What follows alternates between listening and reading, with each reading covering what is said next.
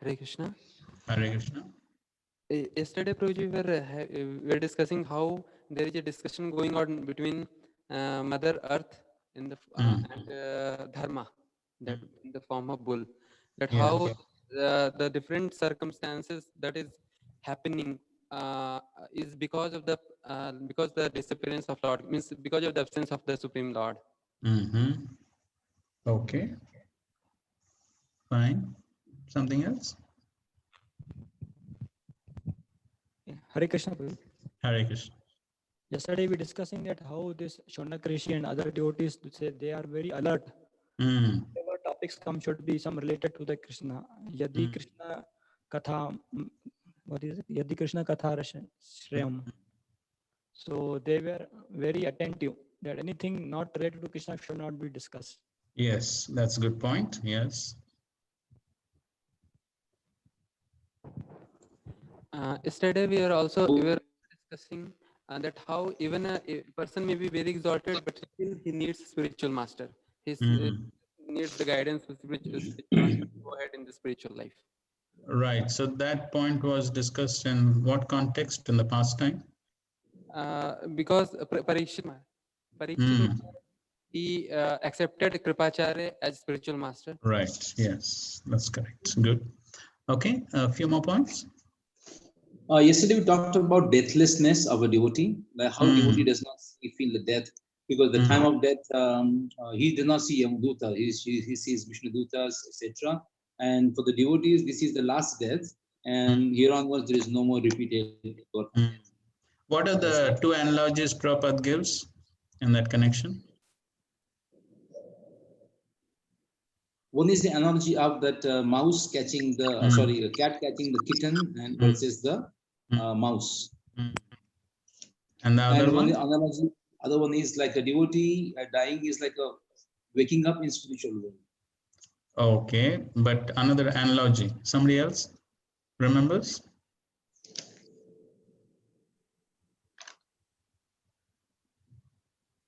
The analogy of the fan, it was given. So when the fan is switched off, so actually the fan is stopped matter of the times. Similarly, Yes. if you just initiation, so from that day only, the eternity of his life is started, and it is the last life body. Okay. Yes. Good.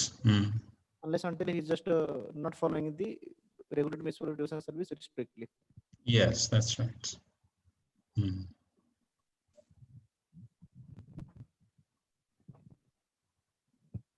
Something more? Hare Krishna, Prabhuji. Hare Krishna. Regarding character, we discussed the result of education should be character, and formation of character is should be there, and build character not only buildings. That is what we discussed, and then philosophy without character is useless. Yes, that's right.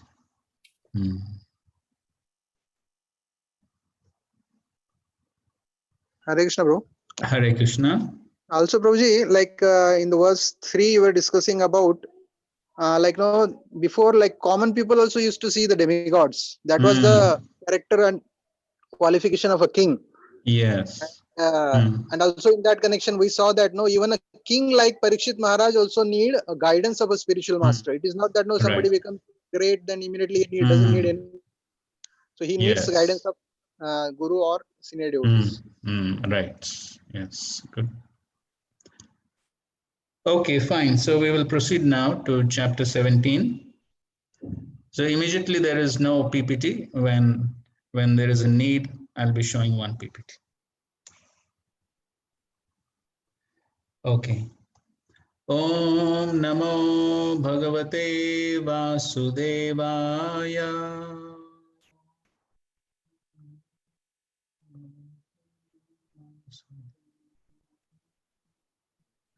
Om Namo Bhagavate Vasudevaya.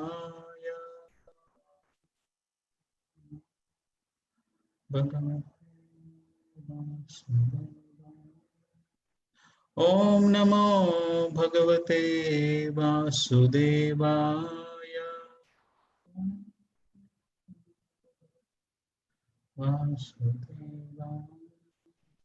Narayanam namaskritya naram chaiva narottamam devim saraswatim vyasam tato jayam udirayet.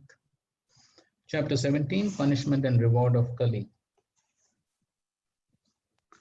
Text 1. Suta uvacha tatra go mitunam raja hanyamanam anathavat dandahastam cha vrishalam dadrishe nripalanchanam lanchanam. So the Goswami said, after reaching that place, so that place was told in the last verse of the previous chapter, the shore of the Saraswati river, Maharaj Parikshit observed that a lower caste Shudra dressed like a king was beating a cow and a bull with a club as if they had no owner. Purport. The principal sign of the age of Kali is that lower caste Shudras, that is men without Brahmanical culture and spiritual initiation, will be dressed like administrators or kings. And the principal business of such non-Kshatriya rulers will be to kill the innocent animals, especially the cows and the bulls, who shall be unprotected by their masters, the bona fide Vaishyas, the mercantile community. In the Bhagavad Gita, 18 chapter 44th verse, it is said that the Vaishyas are meant to deal in agriculture, cow protection, and trade. In the age of Kali, the degraded Vaishyas, the mercantile men, are engaged in supplying cows to slaughterhouses. The Kshatriyas are meant to protect the citizens of the state, whereas the Vaishyas are meant to protect the cows and bulls and utilize them to produce grains and milk. The cow is meant to deliver milk and the bull is meant to produce grains. But in the age of Kali, the Shudra class of men are in the post of administrators, and the cows and bulls, or the mothers and the fathers, unprotected by the Vaishyas, are subjected to the slaughterhouses organized by the Shudra administrators. So that's the situation in Kali Yuga. Prabhupada says the principal sign of the age of Kali, one of the most prominent signs, is that lower caste Shudras will become administrators, and that's what we find in the present age. And so all these symptoms have been predicted in the Srimad Bhagavatam long back, and we are seeing all of these coming true now. Okay, text 2. The bull was as white as a white lotus flower. He was terrified of the Shudra who was beating him, and he was so afraid that he was standing on one leg, trembling and urinating. Prabhupada writes, the next symptom of the age of Kali is that principles of religion, which are all spotlessly white, like the white lotus flower, will be attacked by the uncultured Shudra population of the age. They may be descendants of Brahmana or Kshatriya forefathers, but in the age of Kali, for want of sufficient education and culture of Vedic wisdom, such a Shudra-like population will defy the principles of religion, and persons who are religiously endowed will be terrified by such men. They will declare themselves as adherents of no religious principles, and many isms and cults will spring up in Kali Yuga only to kill the spotless bull of religion. The state will be declared to be secular or without any particular principle of religion, and as a result, there will be total indifference to the principles of religion. The citizens will be free to act as they like without respect for sadhu, shastra, and guru. The bull standing on one leg indicates that the principles of religion are gradually diminishing. Even the fragmental existence of religious principles will be embarrassed by so many obstacles, as if in the trembling condition of falling down at any time. Okay, so we find that the other symptom, as Prabhupada says, is that the principles of religion are attacked. And so, therefore, we find that as Kali Yuga progresses, the following of the principles of religion reduces more and more. So therefore, it's a great challenge. And even as devotees, one has to be extremely alert and careful to follow the various principles of dharma. So, because when one follows the principles of dharma, then one will be protected by the principles of dharma. So it's a dharma rakshati dharma. So when one follows the principles of dharma, then the principles of dharma will protect one from the influences of the age, from all the negative influences, from the influences of the material energy.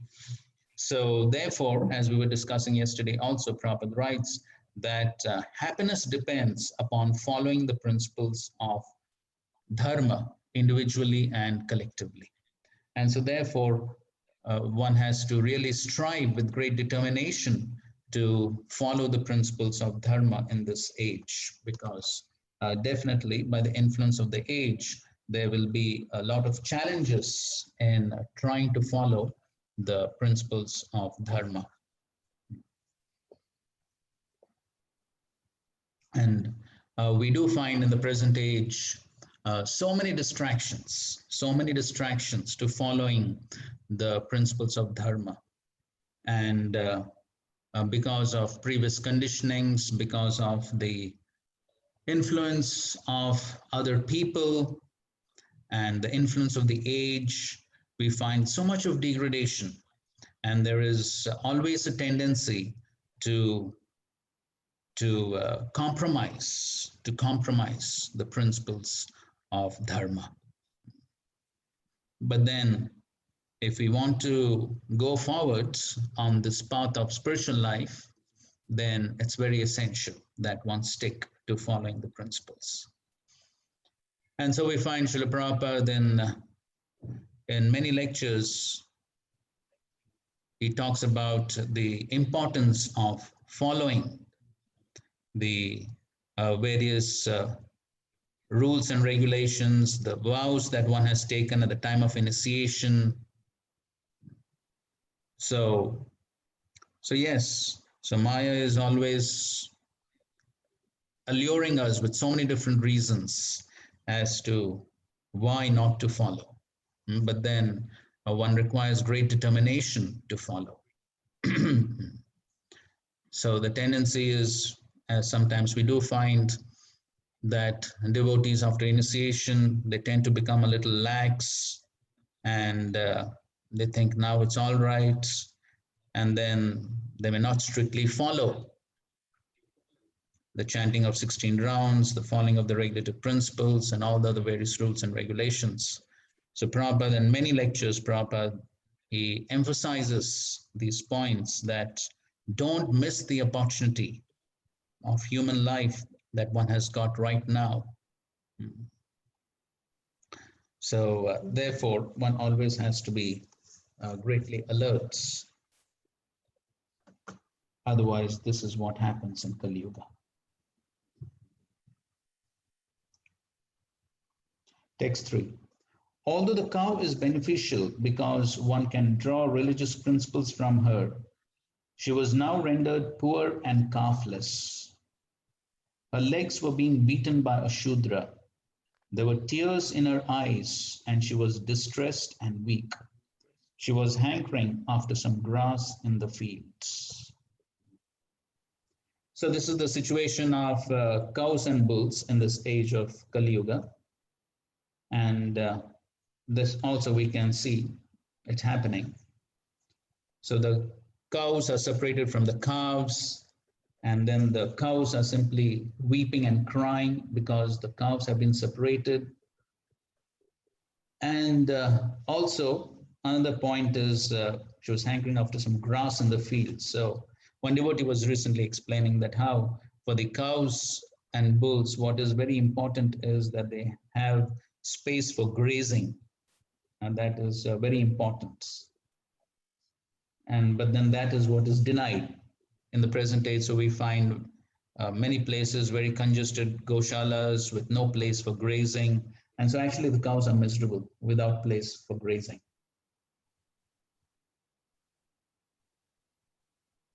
So Prabhupada ends the purport by saying, despite all endeavors for peace and prosperity, they must try to see the cows and the bulls happy in all respects. Foolish people do not know how one earns happiness by making the cows and bulls happy, but it is a fact by the law of nature.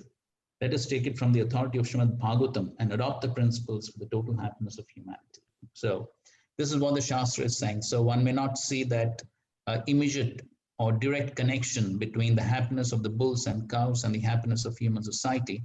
But Prabhupada is writing that yes, that is the word of Shastra, whether we understand it or not. And so therefore, trying to help in cow protection directly or indirectly is also an important aspect of our lives. Text 4. Maharaj Parikshit, well equipped with arrows and bow and seated on a gold embossed chariot, spoke to him, the Shudra, with a deep voice sounding like thunder. Text 5. So now Parikshit Maharaj is seeing this Shudra dressed as a king beating the cow and the bull, and so now he's addressing him. Oh, who are you? You appear to be strong, and yet you dare kill within my protection those who are helpless. By your dress, you pose yourself to be a godly man, king, but by your deeds, you're opposing the principles of the twice-born Kshatriyas. So we find externally, the Shudra is appearing to be a king, but his deeds are not like that. So externally, by dress, one can pose oneself to be something, but then everything depends on what are the actions.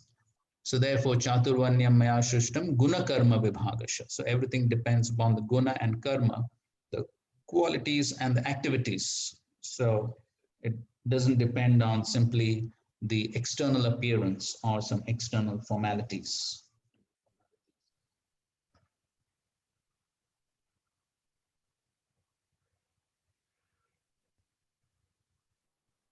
Here, once again, Prabhupada speaks about the maladministration of the state.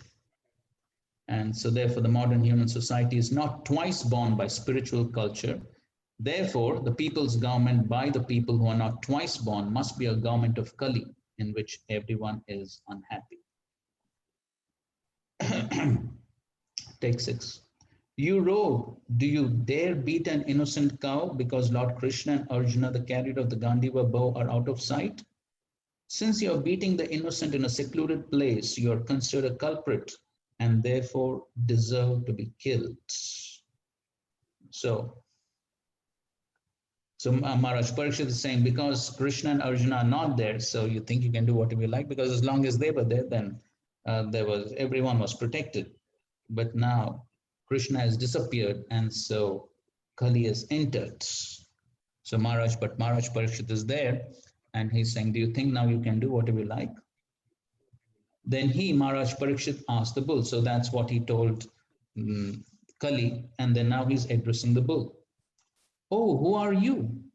Are you a bull as white as a white lotus, or are you a demigod? You have lost 3 of your legs and are moving on only 1. Are you some demigod causing us grief in the form of a bull?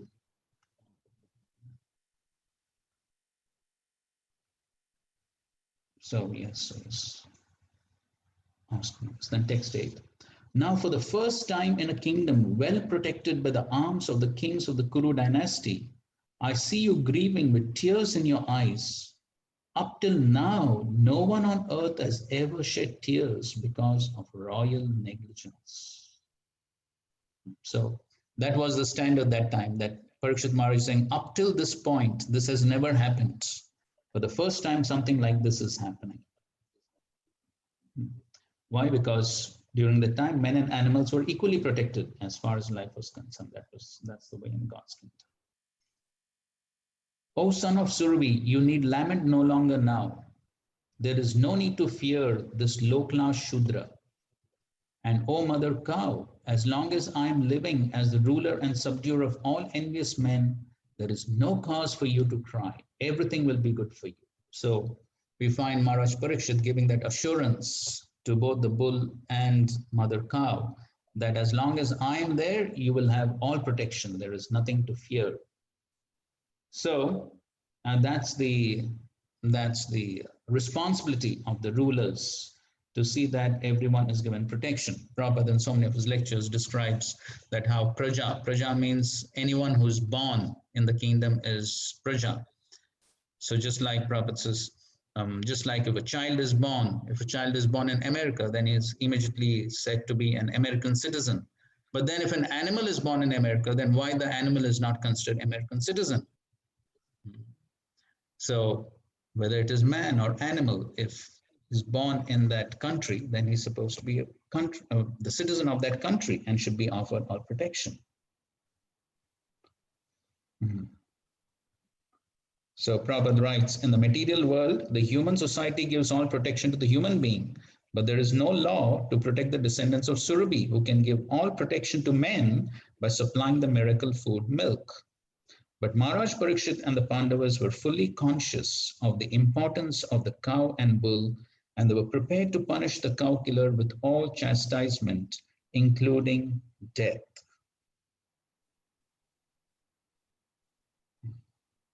So, yes, he was ready to even kill.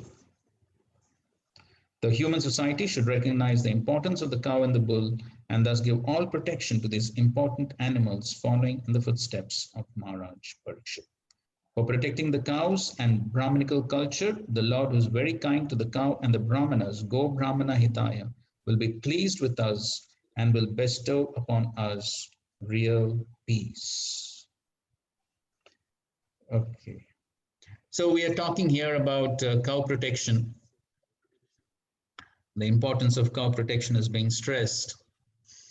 So as devotees living in cities, how can we be a part of this cow protection? Is it possible? It is impossible? Can we contribute? So any thoughts on this? Because many times the question is raised, oh, we are living in the cities, so how can we contribute to cow protection? We obviously cannot keep cows. Hare Krishna. Yes? Yes, Prabhuji, by actually using cow products, like we have to use some basic things like soap or dantamanjan and all that. So if we use more and more cow products, then it be, when there is a demand, then people will also think of protecting the cows like that. Okay, good. Okay, fine. Cow products. Something more? Also, by even supporting actually cow protection, like even you can donate, since we are in Pune and in Vrindavan temple we have a lot of cows being taken care of, so we can give a kind donation also for cow protection, because over there cows are really taken good care of. Okay, good. Yes, that's a good point. Yes, we can donate financially for cow protection. Yes. Somebody else?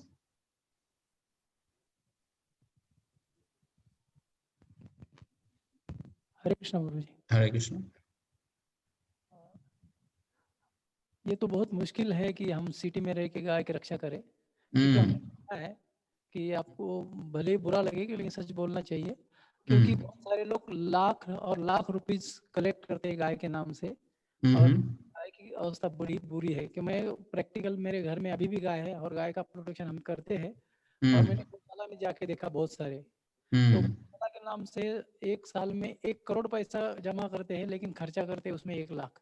गाय का ऐसा नहीं है, हमारे घर में गाय है, गाय के ऊपर कोई खर्चा नहीं करना पड़ता, गाय ही हमें देती है, क्योंकि गाय का दूध है, गाय का घी है, गाय का गोबर है, ये सब है कि हमें बहुत सारे मात्रा में देते हैं। कि हमारे गाय का जो गोबर है हम खेत में डालते हैं तो खेत अच्छी फसल आती है, लेकिन हम बोलते कि अभी गाय बर्डन हो गया, हम बोलते उसके लिए पैसा लगता है, नहीं लगता है। और गाय का अभी प्रभु जी बता रहे कि गाय का प्रोडक्ट हम यूज करते हैं, कि गाय के प्रोडक्ट हमारे एक भक्त है, उनने गोनाइल बोल दिया है, फिनेल के जगह गोनाइल। वो क्या करते हैं, गोमूत्र लाते हैं दूसरे से खरीद के और वो फिनेल में डालते हैं, मिक्स करके उसको काउपोट बोल के प्रोडक्ट बोल के बेच देते हैं। और मंजन दूसरी किसी कंपनी का पोते से लाते हैं, छोटे पैक में गौ सेवा बोल के बेचते हैं। साबुन दूसरे कंपनी का लाते हैं, गाय का लेबल लगा के बेचते हैं। तो ये गौ सेवा नहीं हो रही है। तो इसलिए प्रैक्टिकल ये है कि हर इस्कॉन में हमारे पास बहुत पैसा है, कि तो उतना पैसा में हर एक मंदिर की गौशाला होनी चाहिए। अभी पुणे में देखिए गुजराती गौशाला है, सिटी में है, मिड सिटी में, बड़े क्या, लेकिन उनके पास है 50 गाय है, सिटी में वो सारा कर सकते हैं। अभी हमारे मंदिर में 4 एकड़ है, उसमें हम रख सकते हैं गाय, लेकिन हमारी इच्छा नहीं है अभी, क्या करें, हम बुद्धि नहीं दे रहे। इसलिए जब तक हमारे डिजायर अंदर से नहीं आएंगे, हमें गौ की सेवा करनी है।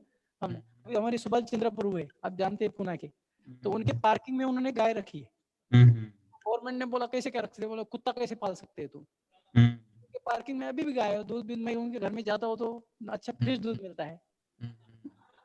तो यह है कि हमारी इच्छा होनी चाहिए। अभी सबके पार्किंग में 2-2 कारें हैं, तो एक गाय क्यों नहीं रह सकती? लेकिन हमारी इच्छा नहीं है बेसिकली। लेकिन गवर्नमेंट लोग भी अलाउ नहीं करते हैं ना।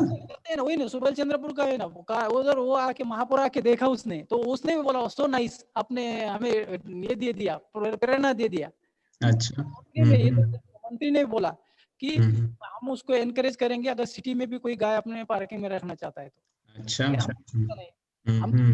डिसीजन है, आप गो भक्त है, हम भगवान को गाय प्यारी है, लेकिन हमें ये समस्या है। ठीक है, धन्यवाद दीपशांत प्रभु। हरे कृष्णा। और कोई? हरे कृष्णा प्रभु जी। हरे Krishna.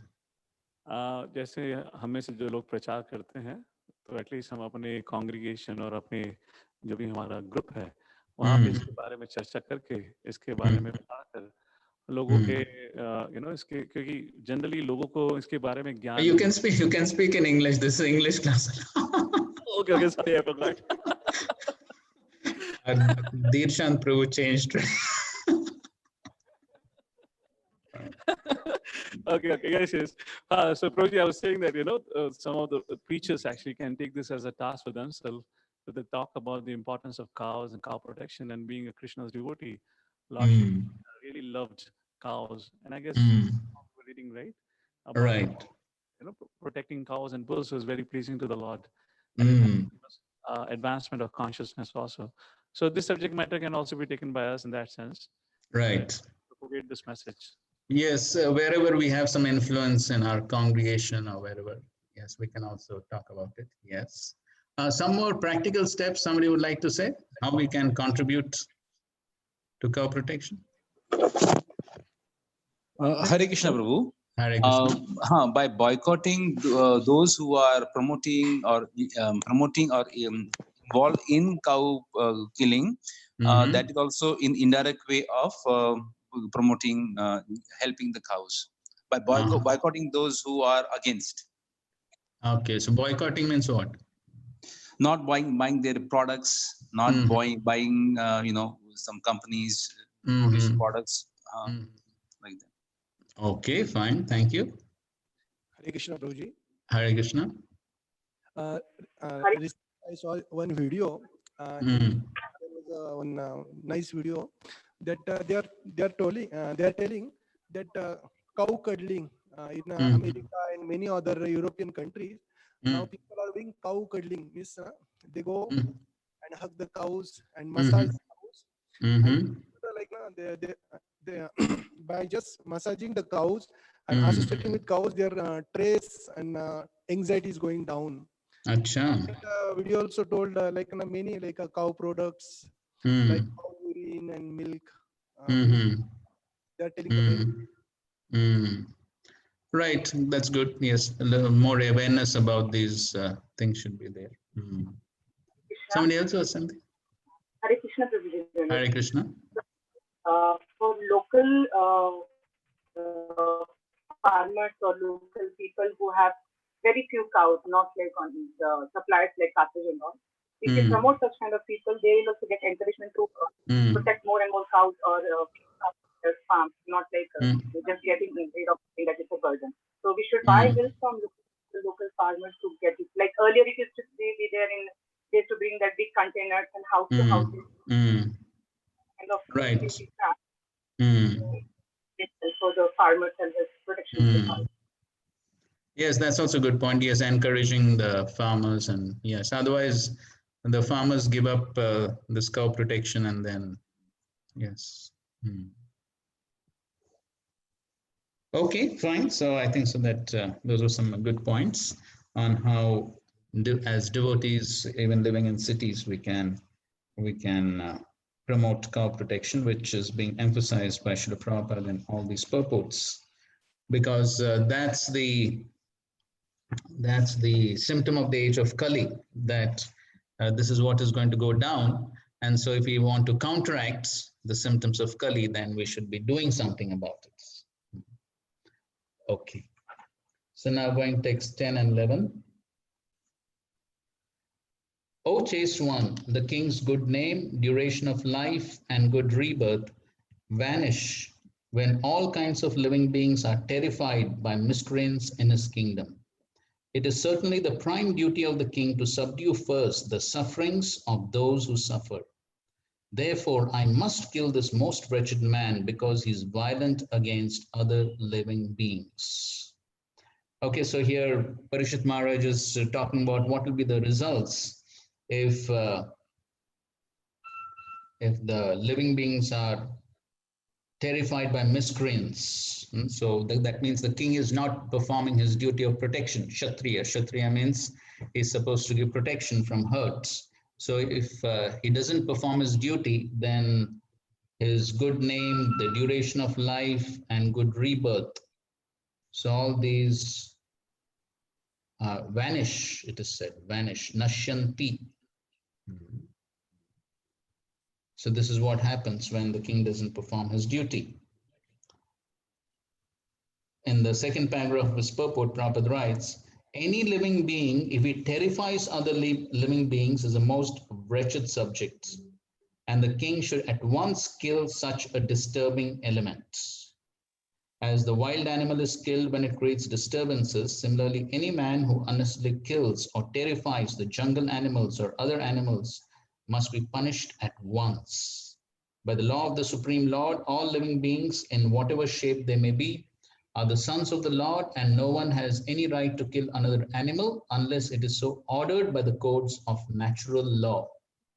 The tiger can kill a lower animal for his subsistence, but a man cannot kill an animal for subsistence. That is the law of God, who has created the law that living beings subsist by eating another living being. Thus, vegetarians are also living by eating other living beings. Therefore, the law is that one should live only by eating specific living beings as ordained by the law of God. So the Ishopanishad directs that one should live by the direction of the Lord and not at one's sweet will. So man can subsist on varieties of grains, fruits, and milk ordained by God, and there is no need of animal food save and except in particular cases. Prabhupada gives the example that just like if a father has two sons, one son is doing very well, he's earning a lot of money, and the other son is sort of not earning, or is maybe physically retarded, mentally retarded, whatever. So if the other son says, oh, this brother of mine is useless, let us finish him off, let us kill him. So will the father agree? No, the father will not agree, because both are his children. So similarly, ultimately, all living beings are the children of God, aham bija pradapita. And so therefore, every living being has the right to live, unless sanctioned by the Supreme Lord, that one living being becomes a food for the other living, jiva jiva se jivana. But then everything has to be ordained by the Supreme Lord. And so therefore, that is the Ishavasya principle, that everyone has his quota and one must stick to that quota. If one exceeds that quota, then that's what is sin, basically. So as Prabhupada writes in the purport to that verse, the root of sin is deliberate disobedience of the laws of God, disregarding his proprietorship. So that's the root of sin. Deliberate disobedience of the laws of God. So people know, many people know. Of course, more people are in ignorance these days, but still many people know what is right, what is wrong. But still people unable to control their mind and senses, then they want to perform the wrong activities. So that's deliberate disobedience. Why? Disregarding the proprietorship of God. So not understanding that there is a supreme proprietor, supreme controller. So when one thinks that, yes, there's no one in control, then yes, then I can do whatever I like. And so then that's what is sin. So therefore, whatever we do, then we should always be aware that there is someone in control. The Lord is definitely in control.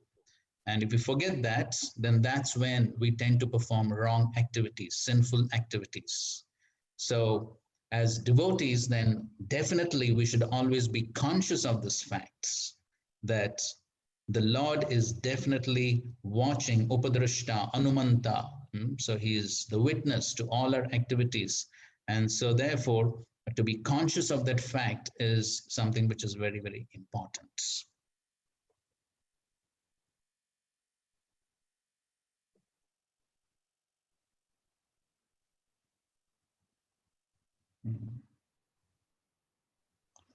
Prabhupada, further down in the purport, gives us practical realization of how one politician, he writes, I do not believe in any such ceremonies, and to submit to them, even as a matter of form, would be hypocrisy and an attempt to delude ourselves and others. I have no religious sentiment in the matter. And contrasting these statements of a great politician in the modern age with those of Maharaj Parikshit, we find a vast difference. Maharaj Parikshit was pious according to the scriptural codes, whereas the modern politician goes by his personal belief and sentiments. Any great man of the material world is, after all, a conditioned soul. He is bound by his hands and feet with the ropes of material nature. And still the foolish conditioned soul thinks of himself as free to act by his whimsical sentiments. The conclusion is that people in the time of Maharaj Parikshit were happy, and the animals were given proper protection because the executive head was not whimsical or ignorant of God's law. So that's the important point, that whoever is the executive head, whoever is a leader, should be aware of what are God's laws and act accordingly. Text 12. He, Maharaj Parikshit, repeatedly addressed and questioned the bull thus. So first of all, Maharaj Parikshit spoke of what will be the results if the king doesn't give proper protection. So maybe the modern politicians can take note of these points. So what will be the result if they don't give protection to all living beings? So now he repeatedly addressed and questioned the bull thus, O son of Surbi, who has cut off your 3 legs? In the state of the kings who are obedient to the laws of the Supreme Personality of Godhead Krishna, there is no one as unhappy as you. So Maharaj Parikshit is asking, who has done this? Who has cut off your 3 legs?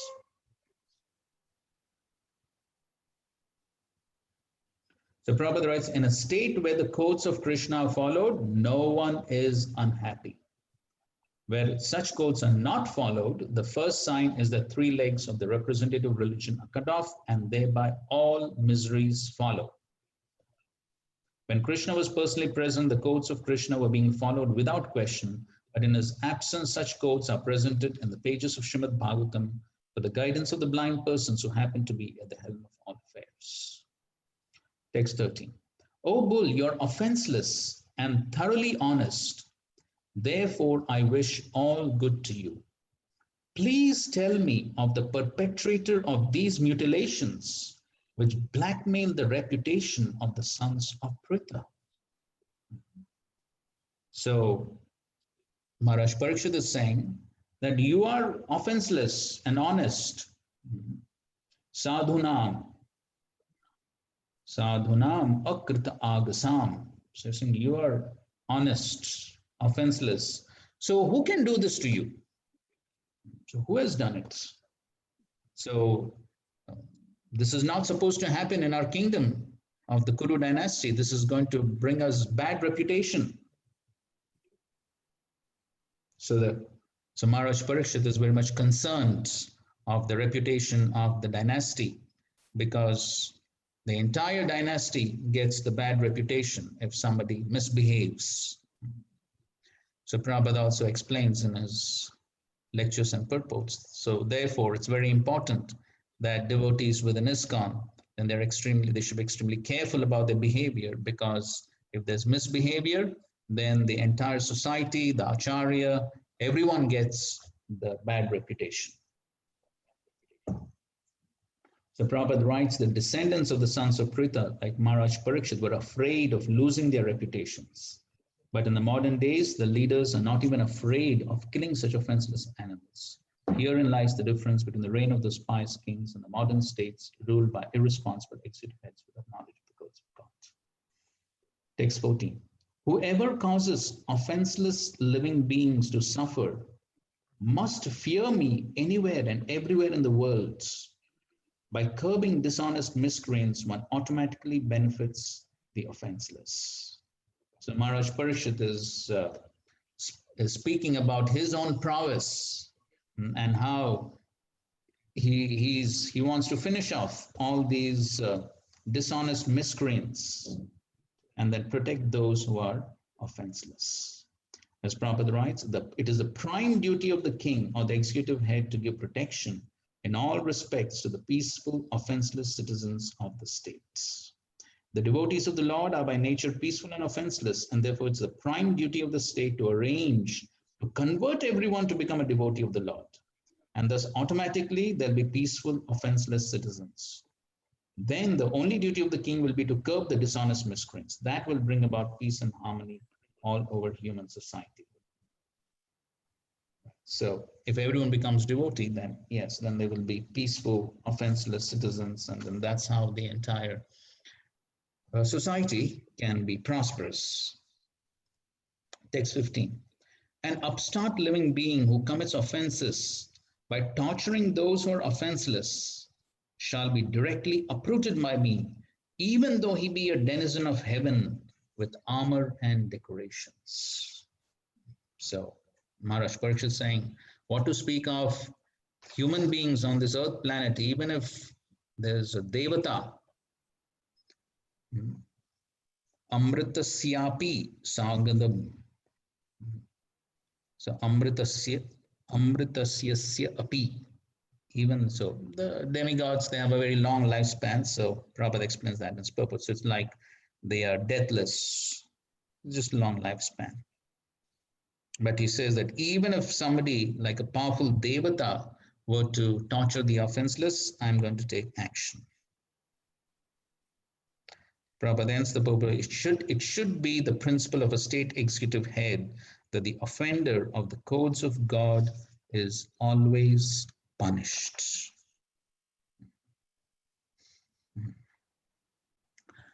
So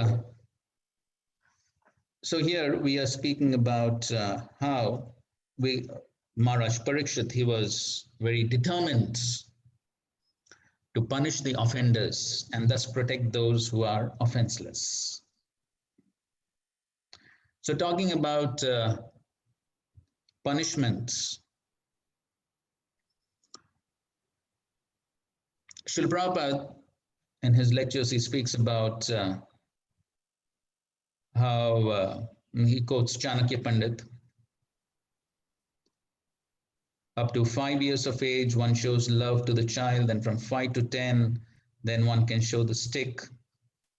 From 5 to 10 or 5 to 15. And then after 16, one should simply befriend the boy. So in that connection, Prabhupada also does spare the rod, spoil the child. And then Prabhupada tells the story you may have heard of how there was a boy.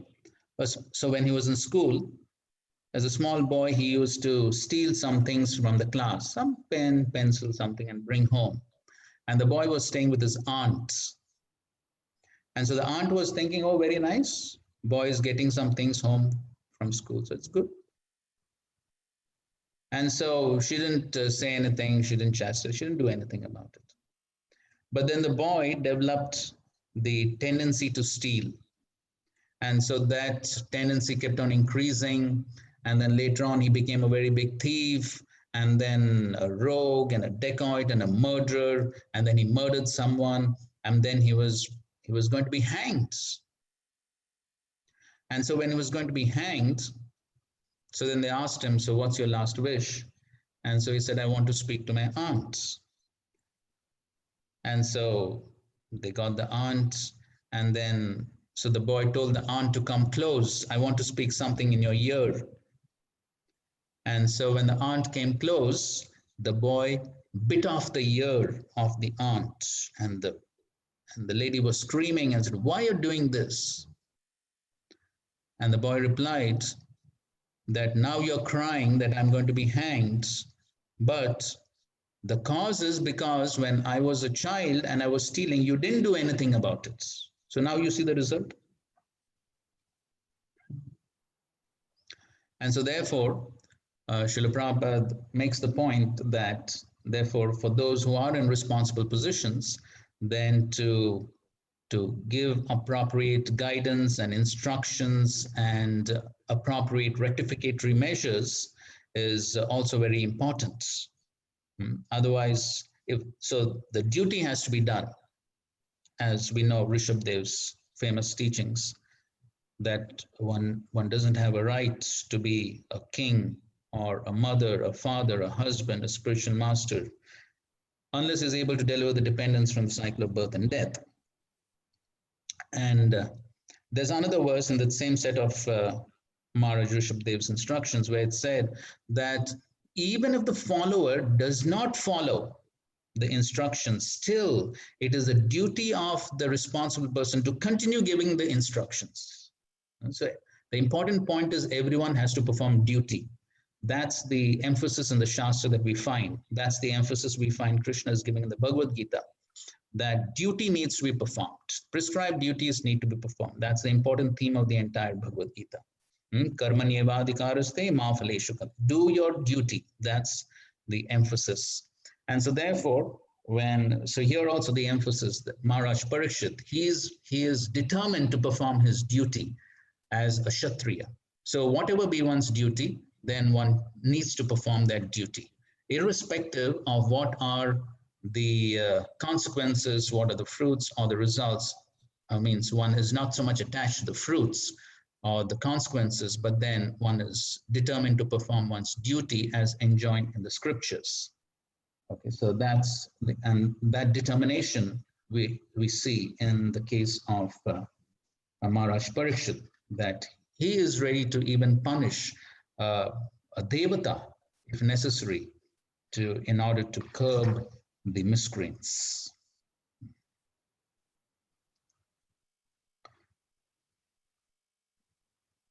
Okay, so putting that in devotee context, so maybe we can hear some thoughts from our esteemed audience here.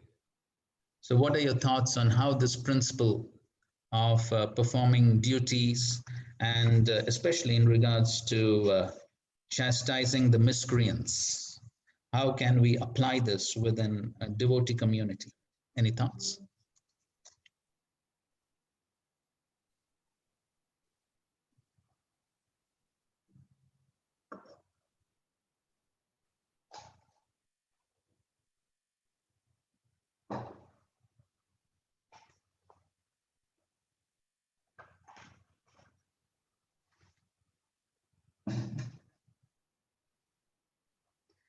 Yes, any contributions? We have so many senior Vaishnavas, leaders and managers, experienced devotees would like to contribute.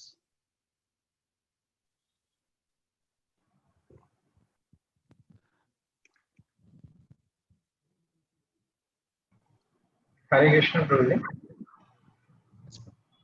I was just thinking about how Bhaktisiddhanta Maharaj has actually said that one is just paraphrasing that one should not consider oneself as a reformer, and who considers oneself as a reformer, he is actually in the need of reformation. Oh, I see. So there are many things which does not work as per the the way it should work. So the best policy is basically to accept Krishna consciousness and understand that we are actually a servant of Krishna. Okay. And when we are actually in that consciousness, we can actually try to do something. Otherwise, whatever efforts we are going to put, even though we have very good intentions, someone else may come, and then after some time he will actually may not have ideal intentions. Things will again get. So our efforts will not be, give a long lasting effect. So the best way one can actually give a long lasting effect is actually to consider oneself really as a humble servant of the Lord and then try to do something in this regard. Okay, good. Okay, thank you for the wonderful points. Somebody else would like to add?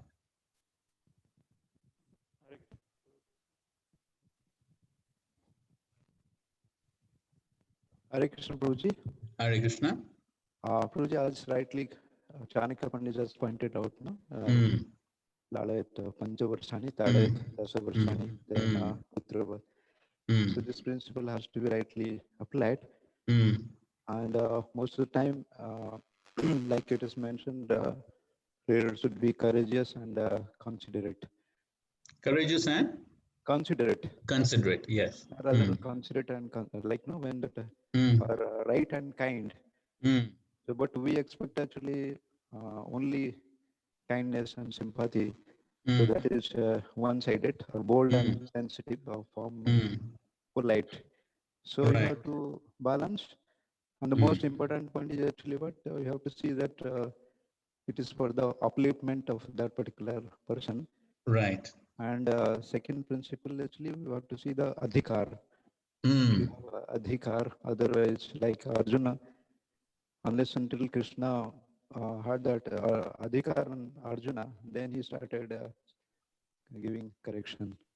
So right. That is basic thoughts of Okay, good. Yes, appropriate balance between courage and consideration, and yes, good points. Yes, thank you, Yulkish. Prabhuji, also I feel that we should be the well-wisher of whomever we are correcting, and obviously what he said that adhikar has to be there. Like Srila Prabhupada, used to chastise, but because he was a well-wisher of all living entities, and that's why he chastise. So I think seeing that we are the well-wisher of that, but like my mother, she chastises me even at this age, but I know that she's my well-wisher. So I think being a well-wisher is more important than this. Right. Yes. Ultimately, yes. What we do should be for the best benefits of the other person. Right. Okay. Good point. Thank you. Maybe we could take a few more. Hare Krishna. Hare Krishna. As we see in the Chaitanya Mahaprabhu, he was very strict in the case of Kal Krishna Das and Shubhadari Das. So that the other society, and so the other cannot take these things very lightly. So so for this purpose, he was very strict, and of course devotees were helping him. So in one case also, one time Bhakti Singh Thakur, one of his disciples, he was chastising him very much, and then he went. After that, Madhav told his devotees, my duty is to give him chastisement so that the other will not take lightly, but your duty is to save him and bring it back. So this okay. way, That's right. Yes. Okay. Good points. Yes. Prabhuji, I just had one more, regarding this question, only one more clarification. Is it from both the sides, like the one who's chastising also, and one who's taking the chastisement also? Are we talking both ways, or only one way is the one who's chastising? Of course, at this point, we are discussing from the point of the superior, or the one who's trying to give protection and correction.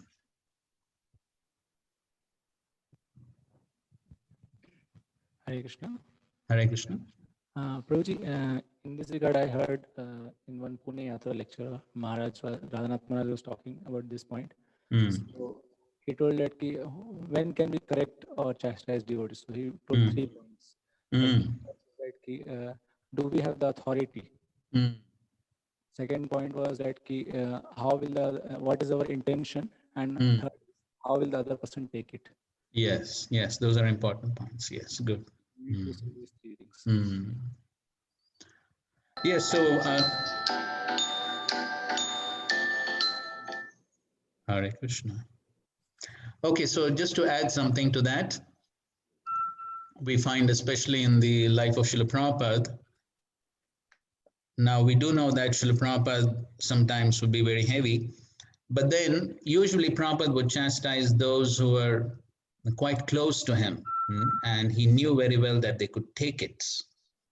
So that means he had invested a lot in those devotees.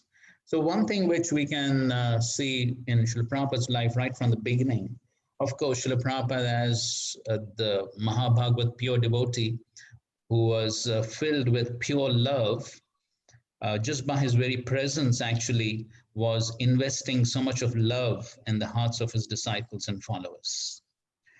And then, of course, we can give so many examples of how Srila Prabhupada, in the initial days, he was giving gifts to the devotees, and then so many instructions and guidance and so many letters.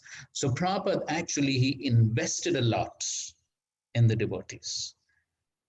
Besides, of course, his special stature as the pure devotee of the Lord. But then in addition to that, he was also making a lot of investments. And so therefore, then when there was some withdrawal in terms of corrections and chastisements, then devotees could actually see that for their ultimate benefits as a well-wisher. And so therefore, that's also an important point that we know this principle, but I think so that's also something which needs to be taken care of. That also falls within that point of adhikar. So how much have we really invested before we can make some withdrawals from the emotional bank account? So of course, here we find Maharaj Parikshit. So he was very determined to perform his duty. And because, of course, he's addressing one person, and then because this one person is going to create trouble for everyone else.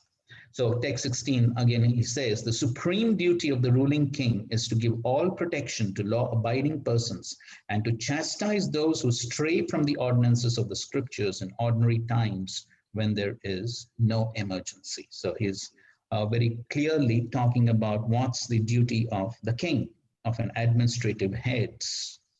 So swadharmastha, one who's faithful to his prescribed duty. And of course, that's also a point which Lord Krishna stresses in the Bhagavad Gita. And so he says,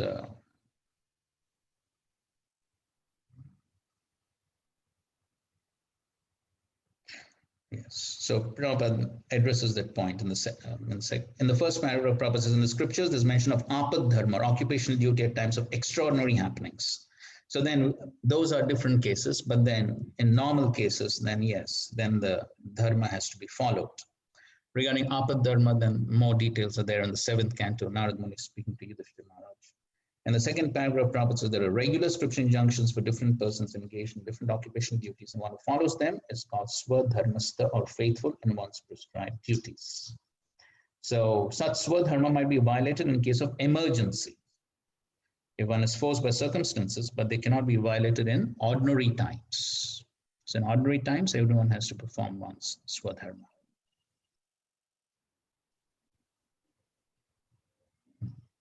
Further down, Prabhupada says, the state executive head is to see that such swadharma is not changed by the follower, whatever it may be, and he should give all protection to the follower of swadharma. So in some other places, Prabhupada also mentions that one of the reasons why the kings would tour the kingdom is to see that everyone is following their swadharma. There's that story about how Lord Ramchandra, once he saw there was one Shudra who was performing some severe austerities meant for Brahmanas, and then he chopped off his head. So that's one of the duty of the king, to see that everyone is just performing swadharma. The violator is subject to punishment in terms of the Shastra, and the duty of the king is to see that everyone strictly follows his occupational duty as prescribed in the scripture. So basically Maharaj Parikshit is asking Dharma as to who has cut off his 3 legs, and so he's very upset, and he's saying, I'm going to punish the one who has done it. So please tell me who has done this. So now what Dharma is replying is, of course, very much instructive and a major theme of this chapter.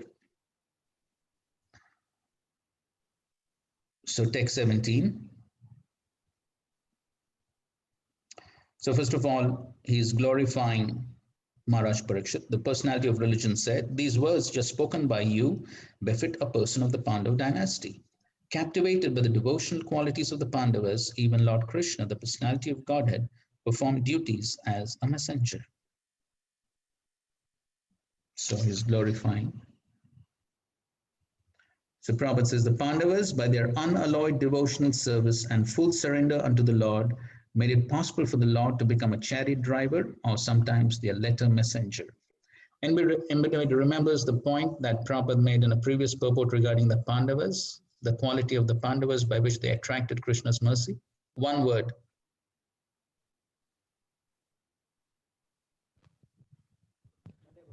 Malleable. Malleable. Yes, good. Yes, malleable. Malleable according to the will of the Lord. So that's the reason why they attracted Krishna's mercy. Prabhupada ends the purport by saying, a devotee is always under the protection of the Lord, and therefore the assurance of protection by Maharaj Parikshit could never be without meaning. The personality of religion accepted this fact and thus thanked the king for being true to his exalted position. Text 18. O greatest among human beings, it is very difficult to ascertain the particular miscreant who has caused our sufferings, because we are bewildered by all the different opinions of theoretical philosophers. Navayam klesha bijani yatasyu purusharshabha purusham tam vijanimo vakya beda vimohitaha. Okay, somebody can read this purport, please.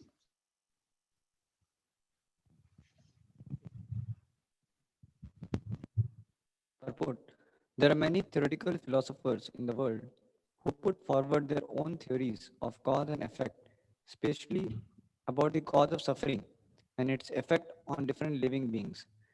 Generally, there are 6 great philosophers: Kanada, the author of Vaiseshika philosophy; Gautama, the author of logic; Patanjali, the author of mystic yoga; Kapil, the author of Sankhya philosophy; Jaimini, the author of Karma Mimamsa; and Vyasadeva, the author of Vedanta Darshana. Although the bull, or the personality of religion, and the cow, the personality of the earth, knew perfectly well that the personality of Kali was the direct cause of their sufferings, still, as devotees of the Lord, they knew well also that without the sanction of the Lord, no one could inflict trouble upon them. According to the Padma Puran, our present trouble is due to the fructifying of seedling sins. But even those seedling sins also gradually fade away by execution of pure devotional service. Thus, even if the devotees see the mischief mongers, they do not accuse them for the sufferings inflicted.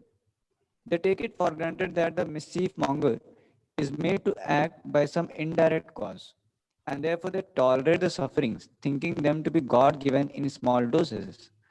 Further, why the sufferings should have been greater.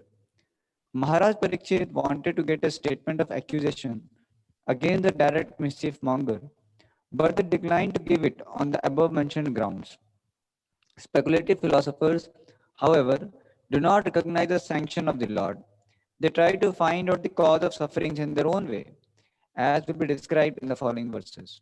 According to Srila Jiva Goswami, such speculators are themselves bewildered, and thus they cannot know that the ultimate cause of all causes is the Supreme Lord, the personality of Godhead. Right. So, the bull is saying that it's very difficult to ascertain, and he says, "Klesha bijani."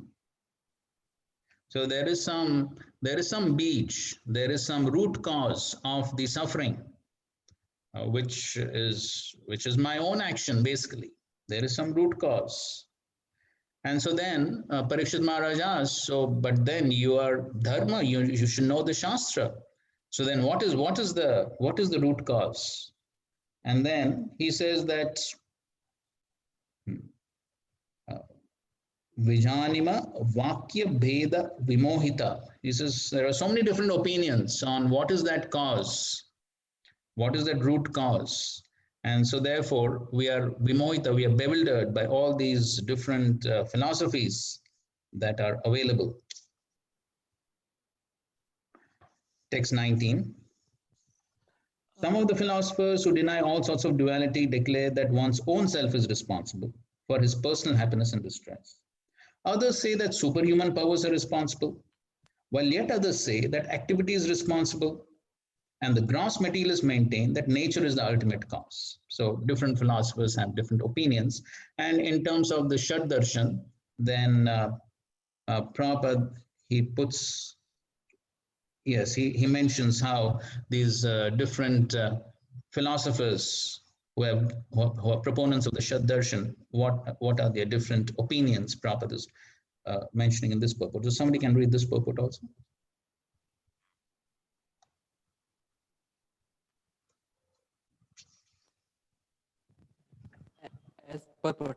As referred to above, philosophers like Jaimini and his followers establish that fruitive activity is the root cause of all distress and happiness, and that even if there is a superior authority, some superhuman powerful god or gods, he or they are also under the influence of fruitive activity because they reward results according to one's action.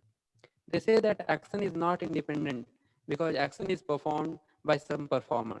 Therefore, the performer himself is the cause of his own happiness or distress.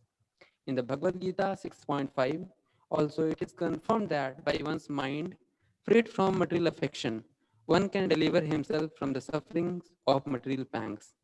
So one should not entangle oneself in the matter by mind's material affections.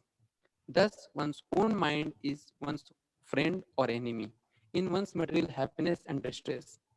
Atheistic, materialistic Sankhyaites conclude that material nature is the cause of all causes.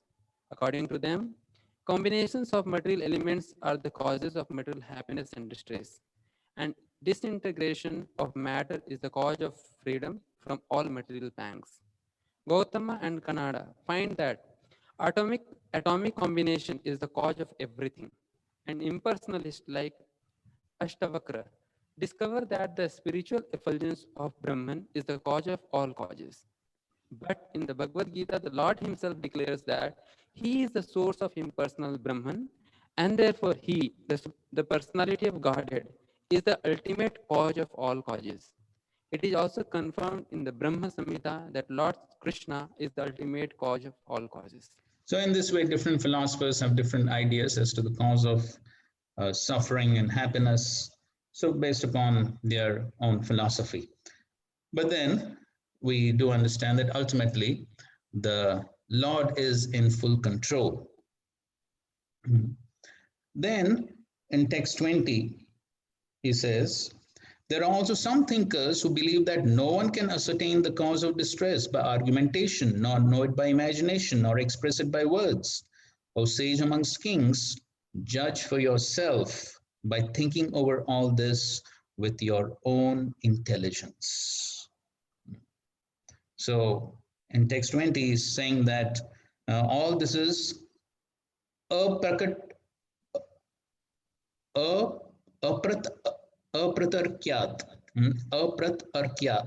tarkyat. So this is beyond tarka, this is beyond reasoning and argumentation, and beyond anirdeshat, beyond the power of thinking. So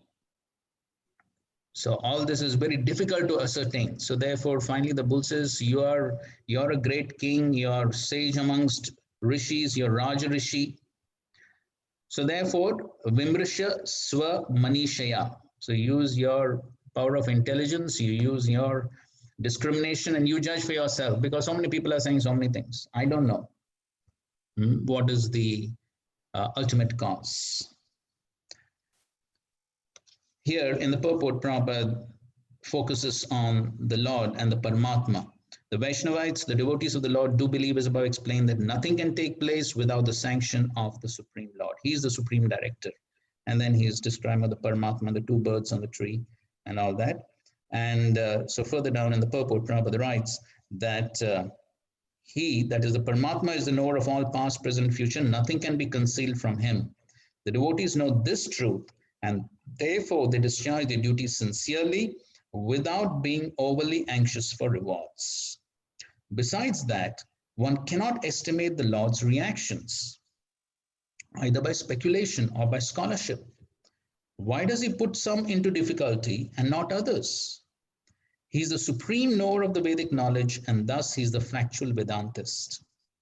At the same time, he is the compiler of the Vedanta. No one is independent of him, and everyone is engaged in his service in different ways. So, in this way, and then further down, he quotes Bhishma Dev. All around Padavaps to Bhishma Dev correctly estimated the inconceivable actions of the Lords. The conclusion is therefore that the sufferings of the representative of religion and the representative of the earth, as present before Maharaj Parikshit, were planned to prove that Maharaj Parikshit was the ideal executive head, because he knew well how to give protection to the cows and the brahmanas, the two pillars of spiritual advancement. Everyone is under the full control of the Lord. He is quite correct in his action when he desires something to be done by someone, irrespective of the consideration of the particular case. Maharaj Parikshit was thus put to test for his greatness. Now let us see how he solves it by his sagacious minds.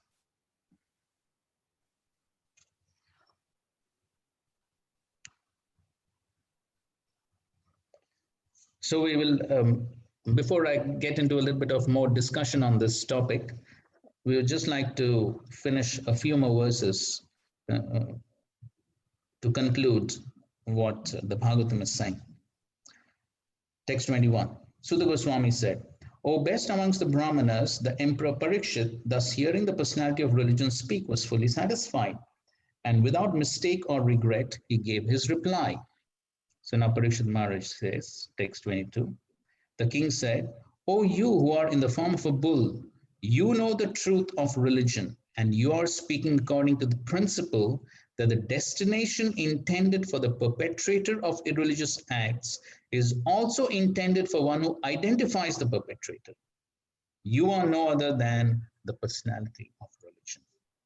Okay, so that's the conclusion which Maharaj Parikshit is coming to, that he's saying to the bull that you are definitely dharma, you're definitely the personality of religion, because you can understand the subtleties of action and reaction. And so therefore, he's giving the conclusive principle that one who points out to the perpetrator of the crime also gets the same reaction as one who has actually performed the crime. Okay, somebody can read this purport, please.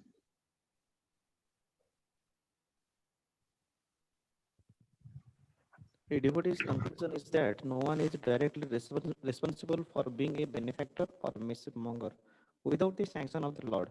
Therefore, he does not consider anyone to be directly responsible for such action. But in both the cases, he takes it for granted that either benefit or loss is God sent, and thus it is His grace. In case of benefit, no one will deny that it is God sent. But in case of loss or reverses, one becomes doubtful about how the Lord could be so unkind to his devotee as to put him in great difficulty. Jesus Christ was seemingly put into great difficulty, being crucified by ignorant, but he was never angry at the mischief mongers. That is the way of accepting a thing, either favorable or unfavorable. Thus, for a devotee, the identifier is equally a sinner, like the mischief monger. By God's grace, the devotee tolerates all reverses. Maharaj Parikshit observed this, and therefore he could understand that the bull was no other than the personality of the religion himself. In other words, a devotee has no suffering at all, because so-called suffering is also God's grace for a devotee who sees God in everything. The cow and bull never placed any complaints before the king for being tortured by the personality of the Kali. Although everyone lodged such complaints before the state authorities, the extraordinary behavior of the bull made the king conclude that the bull was certainly the personality of the religion, for no one else could understand the finer intricacies of the course of religion. Yes.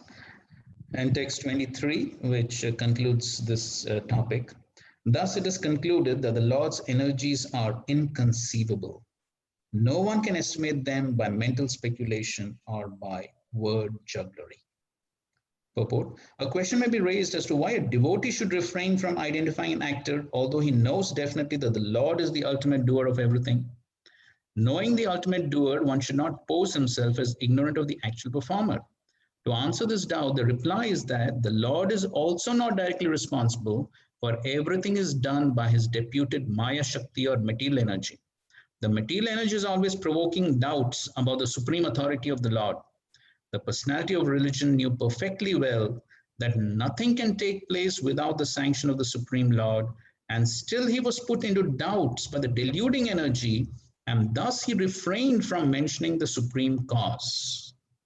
This doubtfulness was due to the contamination of both Kali and the material energy. The whole atmosphere of the age of Kali is magnified by the deluding energy, and the proportion of measurement is inexplicable. So ultimately the conclusion is, of course, that the suffering that comes in life is basically orchestrated by the Lord. But then,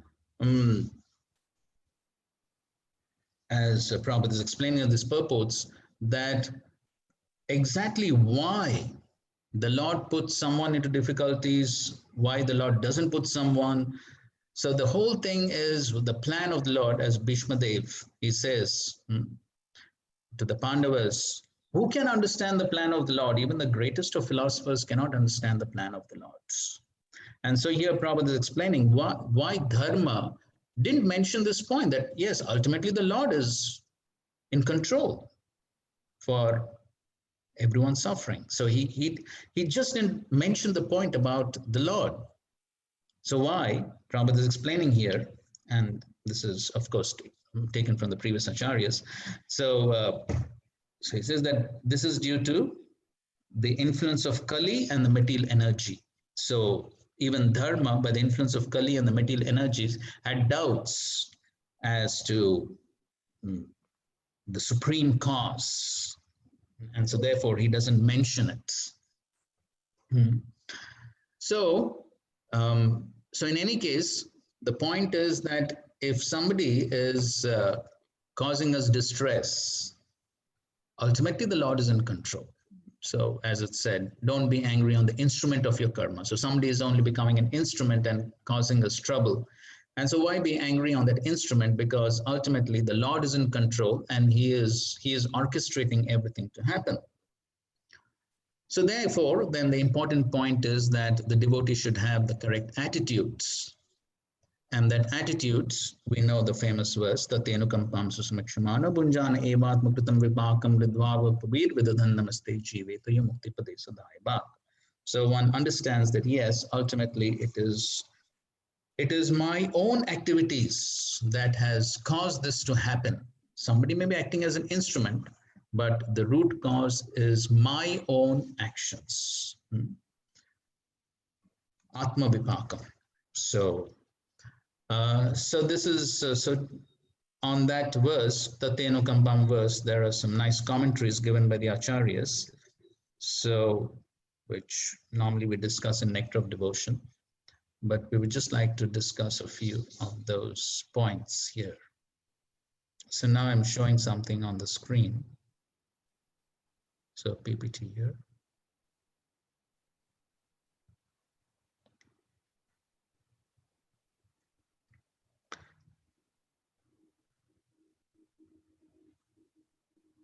Everyone can see? Can everyone see? Yes, yes. Okay, so we know the famous verse by Brahmaji. And these are some commentaries by the acharyas on this verse. So somebody can read. Attitudes towards suffering. The punishments for a sinful activity is designed to curtail the mentality that produced the activity.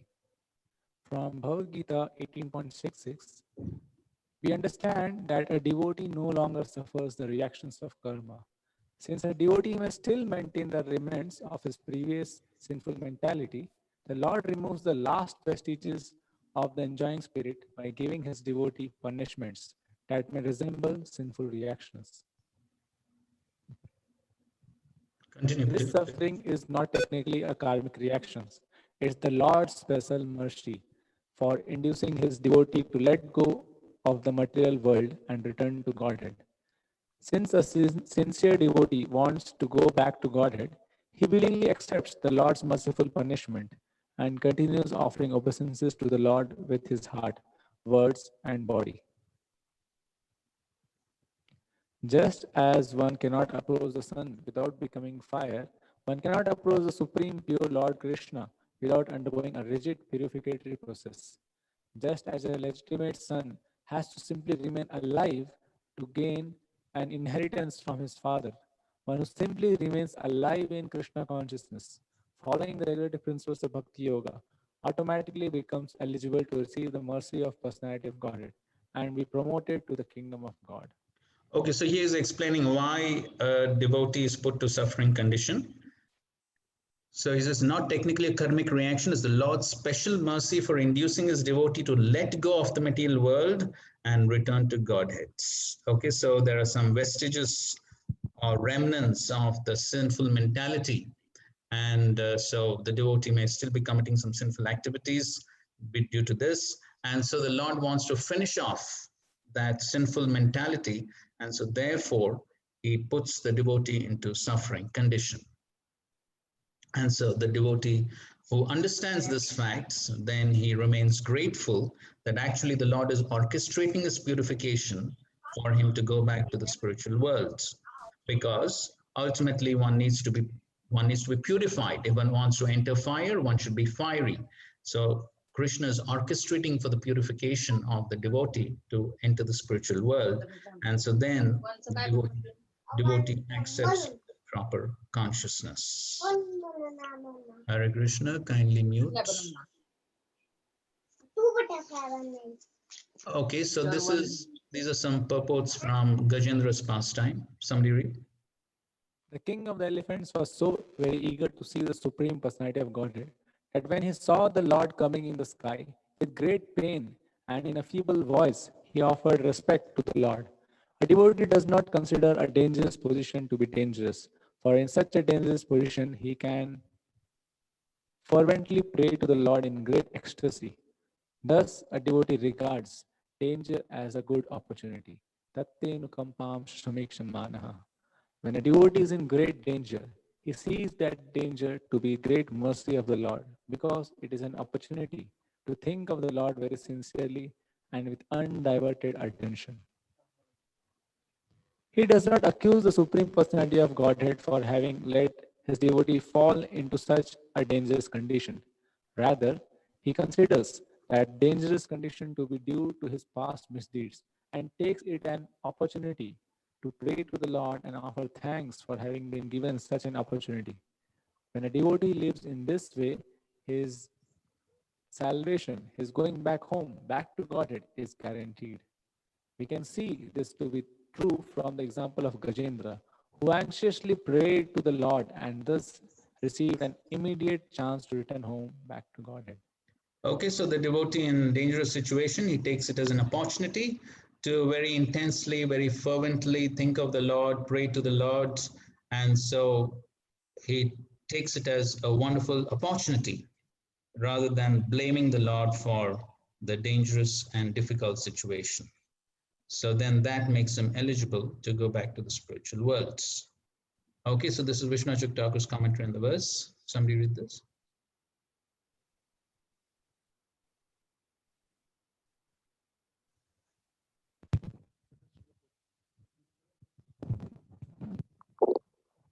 A secondary onslaught.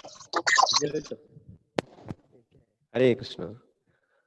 A secondary onslaught result of bhakti is hope, happiness. The result of aparadhas are suffering. Experiencing both of these result from his bhakti, atmakritam vipakam. The devotee sees this susamikshamanaha clearly. Su for sushtu and accurately some for samyak as your mercy. He knows that the happiness and distress that he is. Thank you for increasing the font, Prabhuji. Now, but yeah, Bhagavad Gita program.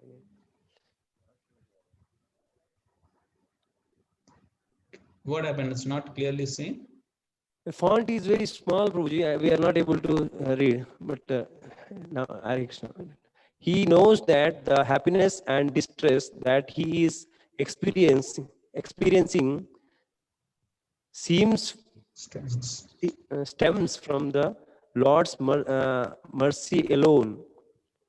It is just like the father who sometimes makes his son drink milk and sometimes bitter juice made from nimba leaves. I do not know, but the Lord, like a father, knows what is good and bad for me. And thus sometimes he embraces and kisses me and sometimes slaps me. I, his devotee, have no power at all over karma and time. He alone, by his mercy, makes me experience happiness and distress and makes me serve him. Yes. So here he's saying that, so the devotee, he understands that all this, whatever is happening is Atma Kritam Vipakam. It is due to my own activities. And so the devotee sees that. Susamikshamana. So ikshate means to see. So he sees that clearly, accurately. He sees what? He sees that this is Atma Kritam Vipakam. It is due to my own misdeeds. And so therefore, what I'm getting is a reaction which the Lord is mercifully giving for my own activities. And so therefore, the Lord is like a father. So whatever he gives, whether it's happiness or distress, ultimately it's for my benefit. And just like the father, whether he slaps the child or embraces the child. So that's the attitude of the devotee in all conditions. And so therefore, the devotee in all conditions can remain peaceful and go ahead in his practice of devotional service. Okay, so this is a prayer of Prithu Maharaj to the Supreme Lord. Okay, somebody can read this, please. The devotee considers his situation in this way, in the manner of King Prithu. My Lord, due to your illusionary energy, all living beings in this material world have forgotten their real constitutional position, and out of ignorance they are always desirous of material happiness in the form of society, friendship, and love. Therefore, please do not ask me to take some material benefits from you, but as a father not waiting for the son's demand, does everything for the benefit of the son. Please bestow upon me whatever you think is best for me. Yes, so Maharaj Prithu is asking the Lord, I do not know what is good for me. If you ask me to ask for some benediction, I may ask something material. So therefore, best is you know what is good for me and you give whatever you think is best for me. So that's a good prayer which a devotee can offer. Okay, so Prabhupada mentions in this purport that this protection offered to a devotee or this reciprocation of the Lord with his devotee begins right from the very beginning of devotional service. So that's a point which is mentioned here. Okay, and then this is another commentary on the saints. Okay, somebody read this. Revealing himself daily to the Lord, offering respects with mind, words, and body, passing his life while not being unduly tormented. The devotee becomes the rightful claimant of mukti, or liberation from samsara, secondary effect, and pada, or service, primary effect, at the Lord's lotus feet, dvandva, compound considered as one unit, mukti pade. As remaining alive is the cause of a good son receiving his inheritance, so the devotee remaining alive in this world with steadiness on the path of bhakti is the cause of his receiving freedom from samsara and service to the Lord. Right, so in Mukti Pade, there are two things. The Pade indicates service at the Lord's lotus feet, which he says is the primary effect. That's what the devotee is really interested in. The devotee is really Mama Janmani Janmanishware Bhavatad Bhakti Rahit. So the devotee is basically interested in the service, and the mukti, or the liberation from sansar, that's a secondary effect which anyways takes place. So, so a devotee automatically gets both these effects, the pade, which indicates service, as well as the mukti. Both these effects the devotee automatically gets if he continues on in this world with steadiness on the path of bhakti. So when the devotee has this right attitude towards suffering conditions, then he becomes the rightful claimant to this mukti pade. And so that's the important point. And therefore, here we find the bull, dharma, understanding all these intricacies and all this philosophy. Therefore, he is not blaming anyone, even though he can see right in front of his eyes. He can see that, yes, it is Kali who is the cause of his problem. But still, he does not blame. Still, he does not blame, understanding all this philosophy. Of course, he is not directly speaking all this, and that cause is also told by Srila Prabhupada in the purport to text 23. But then Parikshit Maharaj is glorifying him that yes, you are dharma because you understand all these points. Okay. So therefore, so the devotee understands the cause of suffering is basically his own misdeeds, whether it be sinful activities, whether it's aparad, or whatever it is basically due to his own misdeeds and actually, as Prabhupada explains in so many of his lectures, that the devotee also thinks I'm supposed to suffer much more, but the Lord, by his mercy, has actually reduced the suffering and given only a token punishment. So many lectures are there, Prabhupada. We do have some quotes, but others will take a lot of time. But anyway, the essence is the same.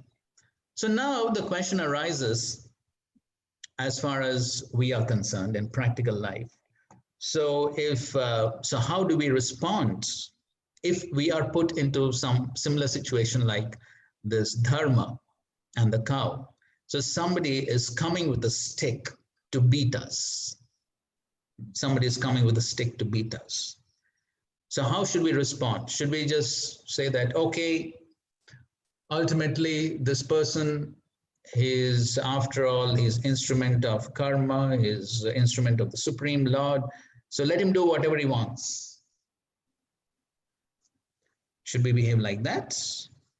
Or should we do something? So in practical life, when we see misbehavior of another person could be a materialist, the person could be a devotee.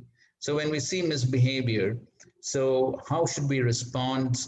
And so how will you justify your response? Yeah, sometimes. Hare Krishna Prabhu. Hare Krishna Prabhu.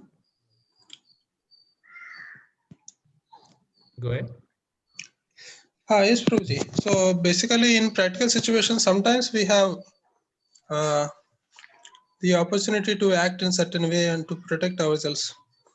But it is not always true. Based on our previous experience, it is clear that sometimes we are put in a situation by force without having any control over the situation. So that time we understand that through philosophy and the reasons that are given here, we understand the reason to be like that. But when we have an opportunity, we definitely take some actions to protect ourselves. Yeah.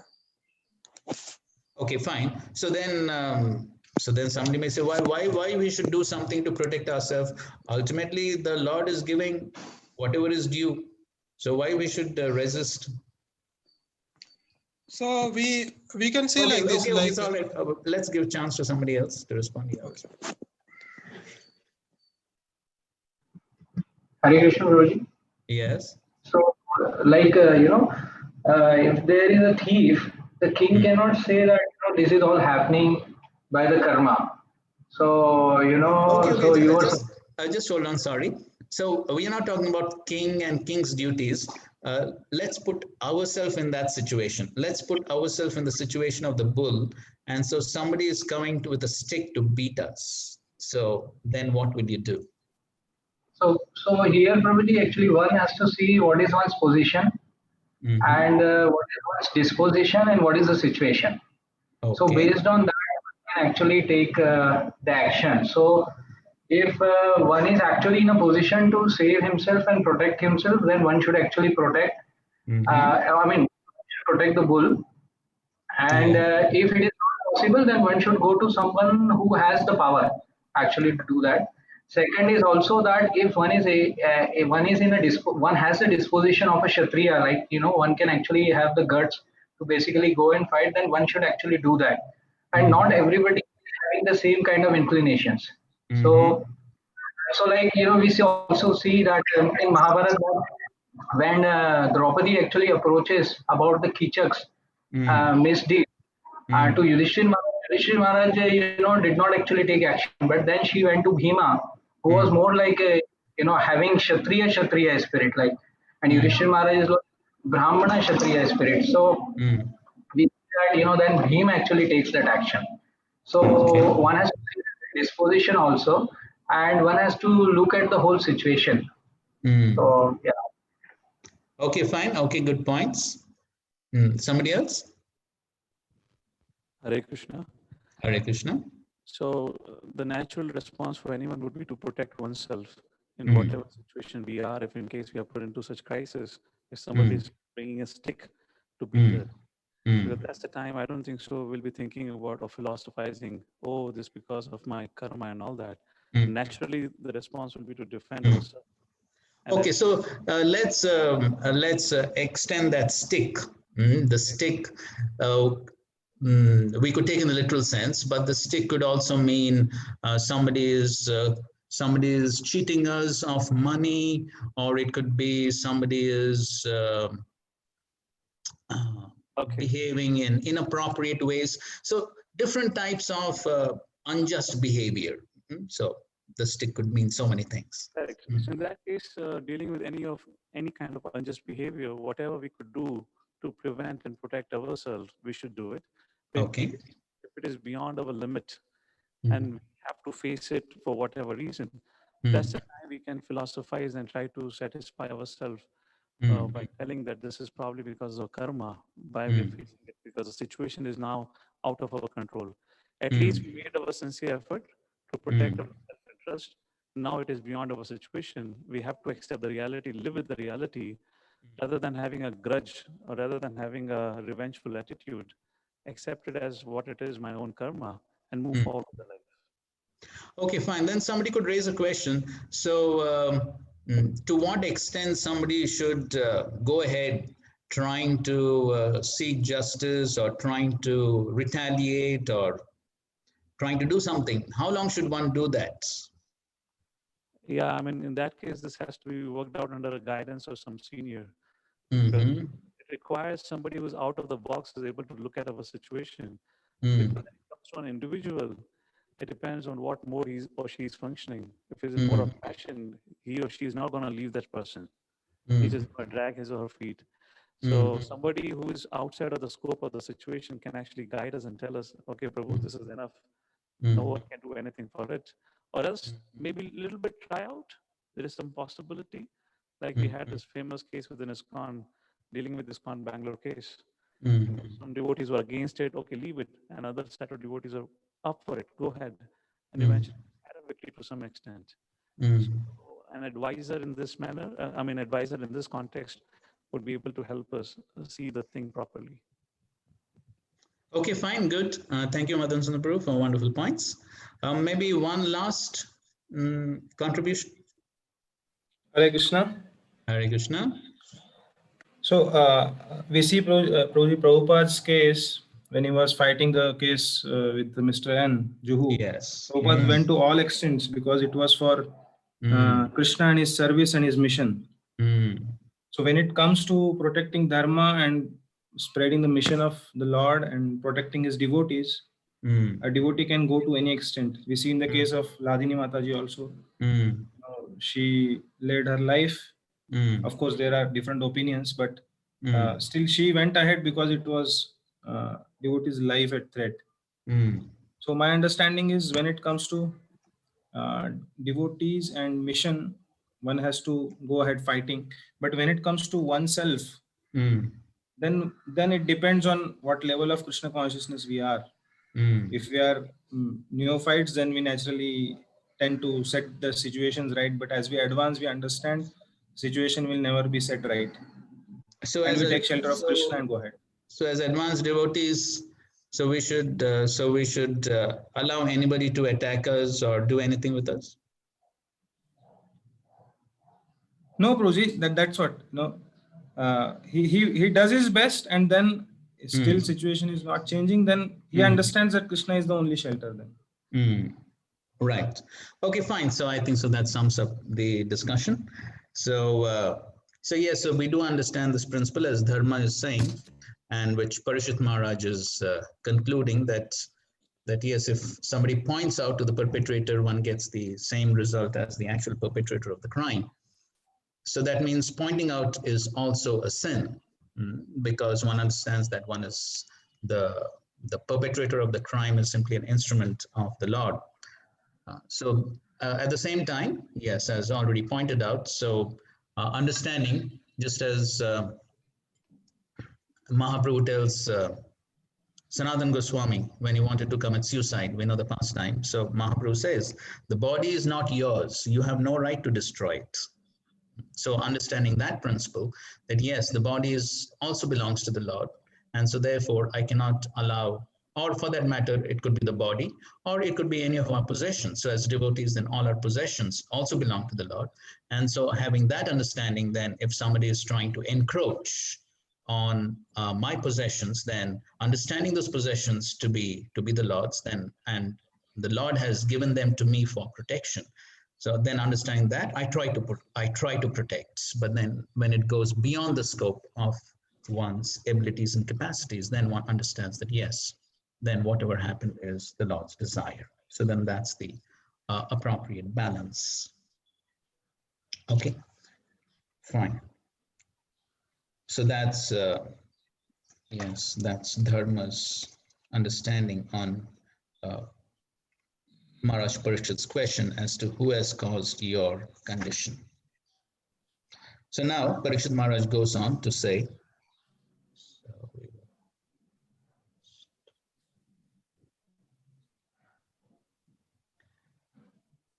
okay, so going on to text 24.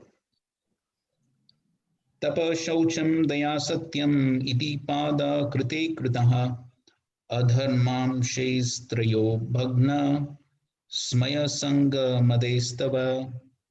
In the age of Satya, truthfulness, your 4 legs were established by the 4 principles of austerity, cleanliness, mercy, and truthfulness. But it appears that 3 of your legs are broken due to rampant irreligion in the form of pride, lust for women, and intoxication. So Maharaj Parikshit is saying that how in the Satya Yuga, then all the 4 legs of Dharma were the 4 legs, tapa, shaucham, daya, satyam. So they were present, and then as we know, the ages go ahead, then the following of dharma reduces. So Prabhupada explains in the purports, and he says, but gradually, as the basic principles of Brahminical culture, namely austerity, cleanliness, mercy, and truthfulness, became curtailed by proportionate development of pride, attachment for women, and intoxication, the path of salvation or the path of transcendent life retreated far, far away from human society.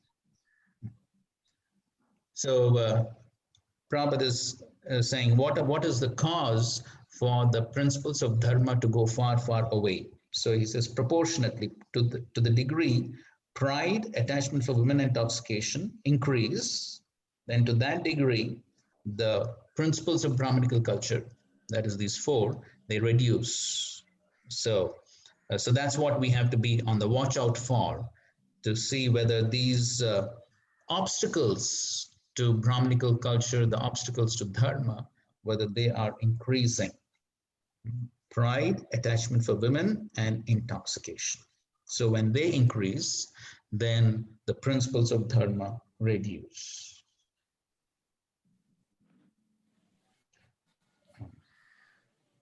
Further on, Prabhupada writes that So he's explaining how all these increase with the progression of the age of Kali. And then he says that man cannot check all these evils simply by statutory acts and police vigilance, but he can cure the disease of the mind by the proper medicine, namely advocating the principles of Brahminical culture, the principles of austerity, cleanliness, mercy, and truthfulness. Modern civilization, economic development are creating a new situation of poverty and scarcity with the result of blackmailing the consumers' commodities. Okay, fine.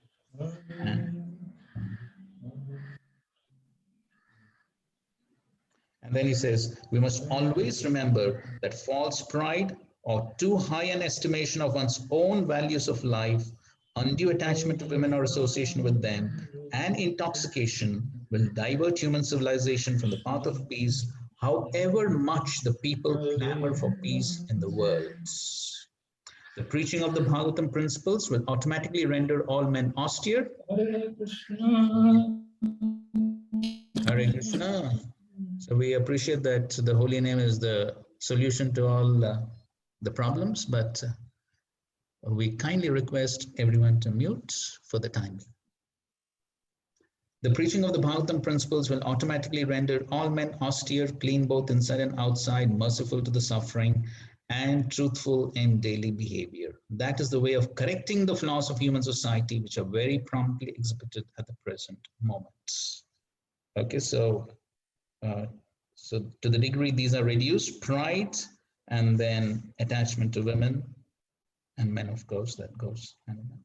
And then intoxication. This will divert human civilization from the path of peace. So that's what will divert our attention from progress on the spiritual path. So pride, of course, is a great obstacle, and we find throughout the pages of the Bhagavatam, Chaitanya Charitamrita, we find so many examples.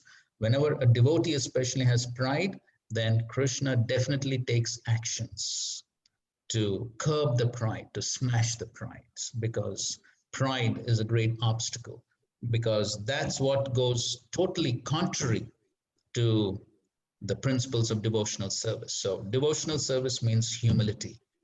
Pride, great obstacle.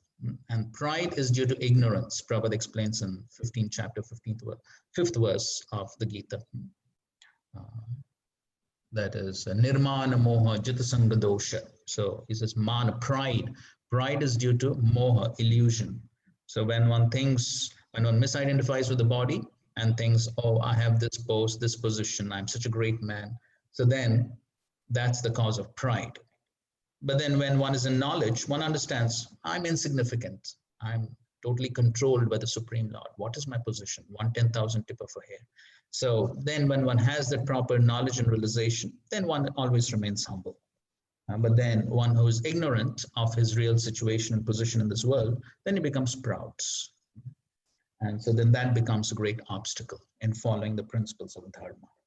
And of course, then sense gratification and intoxication. Yes. 25. You are now standing on one leg only, which is your truthfulness, and you are somehow or other hobbling along. But quarrel personified Kali, flourishing by deceit, is also trying to destroy that leg. And so the only leg that is somewhat present is truthfulness, and it says that Kali is also trying to destroy that. So Prabhupada explains about these 4 principles of religion. Austerity speaks about fasting, and then cleanliness.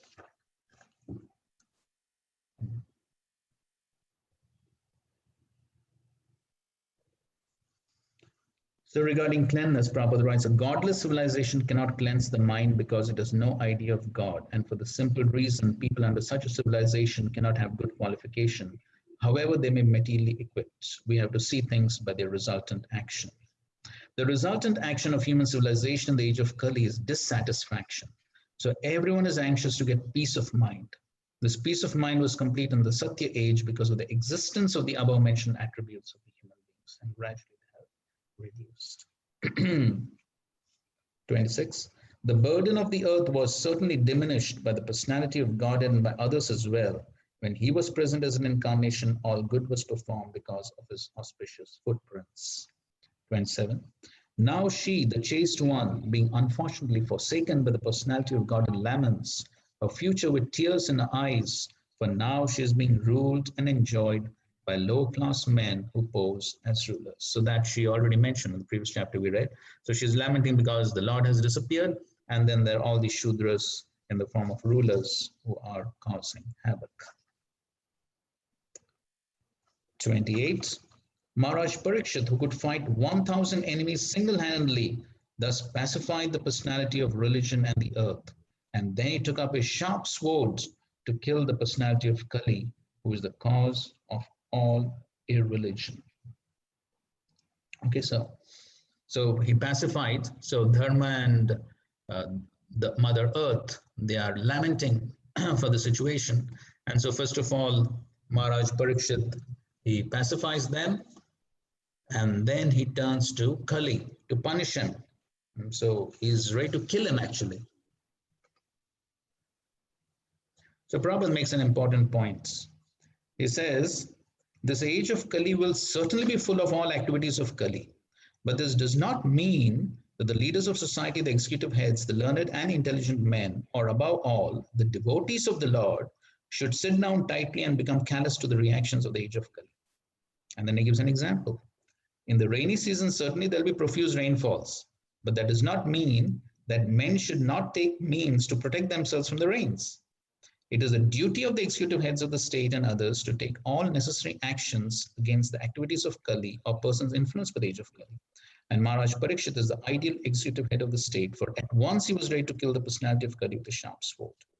The administrators should not simply pass resolutions for anti-corruptional steps, but they must be ready with sharp swords to kill the persons creating corruptions from the angle of vision of the recognized Shastras.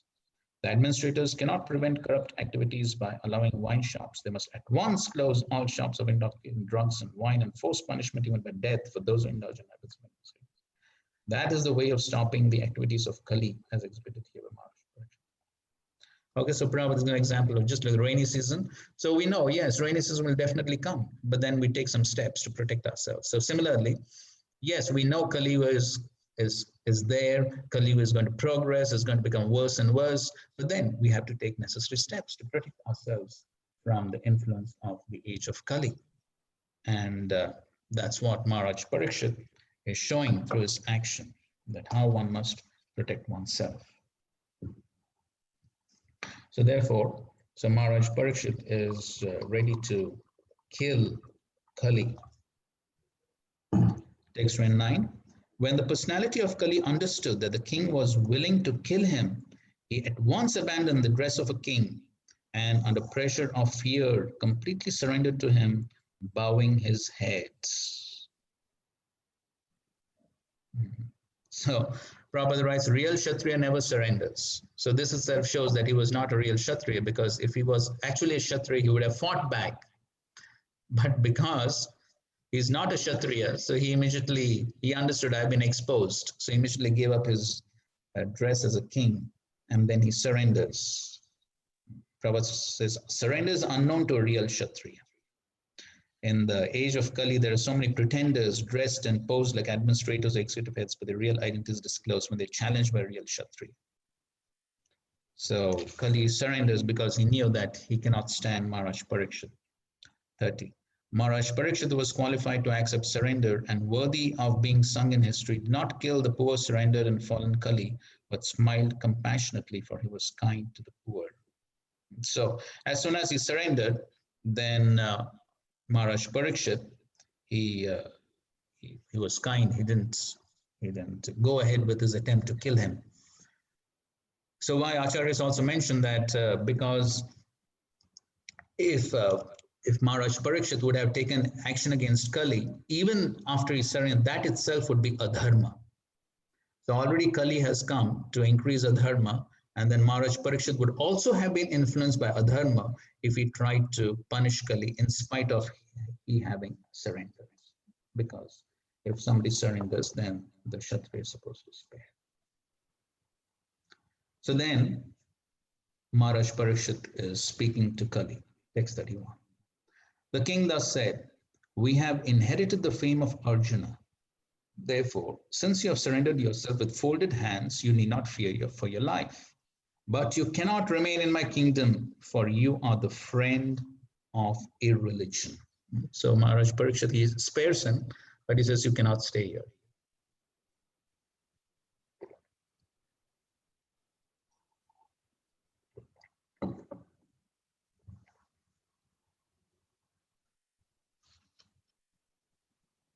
Prabhupada ends the purport by saying the friends of irreligiosity should be banished from the state, and that will save the state from corruption. So if somebody is following adharma, then yes, the point is needful action needs to be done, not that we allow adharma to flourish. 32. If the personality of Kali, irreligion, is allowed to act as a man god or an executive head, certainly irreligious principles like greed, falsehood, robbery, incivility, treachery, misfortune, cheating, quarrel, and vanity will abound. Okay, so Maharaj Parikshit is giving reasons why he is telling him to leave. So he says, if you don't leave, then all these bad qualities and all these troubles will increase.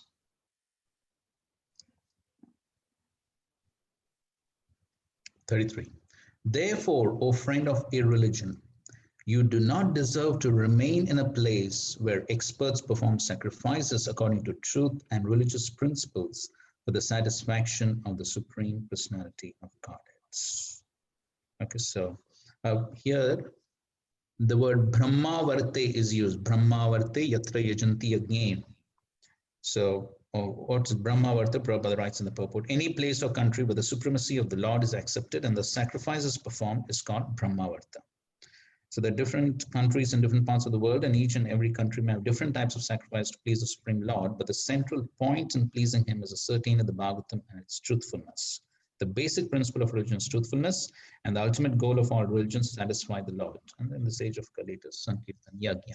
So in a place where there is religion and practice of sacrifice, then no place for Kali. So therefore, Maharaj Parikshit is saying, Kali has no place in a place where there are religious performances. So therefore, if there are some friends of Kali in religious places, then something needs to be done. Not that we say, oh, it's all right. 34. In all sacrificial ceremonies, although sometimes a demigod is worshipped, the Supreme Lord Personality of God is worshipped because he is the super soul of everyone and exists both inside and outside like the air. Thus, it is he only who awards all welfare to the worshipper.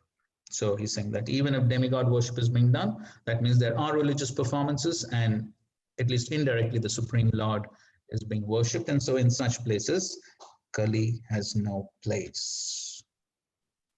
Text 35. Sri Sudha Goswami said, the personality of Kali, thus being ordered by Maharaj Parikshit, began to tremble in fear. Seeing the king before him like Yamaraj, ready to kill him, Kali spoke to the king as follows. Prabhupada writes, the king or the executive head must be so strong as to stand before the personality of Kali like the personality of death, Yamaraj. The king's order must be obeyed, otherwise the culprit's life is in risk. That is the way to rule the personalities of Kali who create disturbance in the normal life of the state citizens. So that's the duty of the executive head of the state, or even the head of a religious organization. So if one sees that there are Kali's representatives, then suitable action needs to be taken so that the remaining people are saved from disturbance. O your majesty. So that's what we see actually in the lives of the acharyas, how Bhaktivinoda Thakur dealt with Bishop Sen and so many other people who were not following Dharma.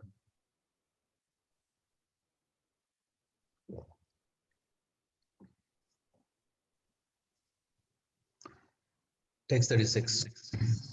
O your majesty, though I may live anywhere and everywhere under your order, I shall but see you with bow and arrows wherever I look, because practically the whole earth was ruled by Maharaj Parikshit, so there was no place for him actually.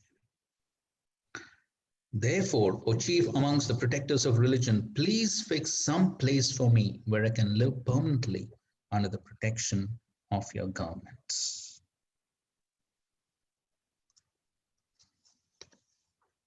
So he's asking for some place. 38. So the Goswami said, so what are the places that Maharaj Parikshit gave? Maharaj Parikshit, thus being petitioned by the personality of Kali, gave him permission to reside in places where gambling, drinking, prostitution, animal slaughter were performed. Dyutam, Panam, Striya, Shuk. Okay, so those are the 4 places where Maharaj Parikshit gave him. And then Prabhupada is explaining that it's quite a long purport. But then Prabhupada is explaining, quoting from Jiva Goswami, the Acharyas, that how all these 4 activities can be performed by those who are on the Pravriti Marg, on the lower level of religious practices. Then the Vedas have given them sanction. Okay, fine, you cannot live without these sinful activities, then you perform them under certain restrictions. So Prabhupada, he always would say, license means restriction. So if something, license is being given for something, then it's restriction. So the Vedas are giving license. That means ultimate goal is to put an end, but then because some people cannot live, then okay, at least do under certain restriction. So then, so drinking, meat eating, all of them can be done under certain restrictions. And sacrifice, basically. And then that's how they get purified. But then the ultimate goal is to bring it to an end. And then Prabhupada is also giving some very practical points as to the state which wants to eradicate corruption by majority may introduce the principles of religion in the following manner. So interesting points Prabhupada is doing: 2 compulsory fasting days and compulsory marriage of young boys and girls attaining 24 years of age, 16 years of age. And the citizens of the state must give in charity up to 50% of the income for the purpose of creating a spiritual atmosphere in the state or in human society. You may recollect that Prabhupada actually wrote some similar, I think so 10 or 11 points that even gave to Indira Gandhi. So those points also had many of these points, which Prabhupada was bold, and he never hesitated in going ahead to implementing the truth. So Prabhupada did his duty. Then whether the other people take it up or not, that's up to them. But then, so as we as devotees, as we were saying, we need to perform our duties. Anyone in responsible position need to perform their duties, even though the dependents may not follow. But still, that's what King Rishabhdev says. It's the duty of the person to continue to give instructions and not get angry, even if the subordinates don't follow. And so duty has to be done.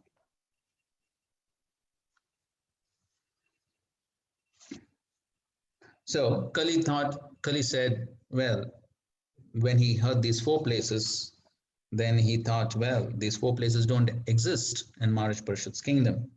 So therefore, the personality of Kali asked for something more. And because of his begging, the king gave him permission to live where there is gold, because wherever there is gold, there's also falsity, intoxication, lust, envy, and enmity. So all these sinful activities where there's accumulation of gold, that means the gold is not the problem, but if one is not seeing that gold in connection to Krishna, then that becomes a problem. Then all the sinful activities, because there's money, then one has facility to perform sinful activities. And in addition to those sinful activities, there is envy, enmity. One has wealth, then somebody is bound to become envious in the material world. That's what happens. So then all these problems are there wherever there is gold. So Prabhupada writes, Maharaj Parikshit has given permission to live in a place where there's gold, because wherever there's gold, there are all of the above mentioned 4 things, and over and above them, there is enmity also. So the personality of Kali became gold standardized.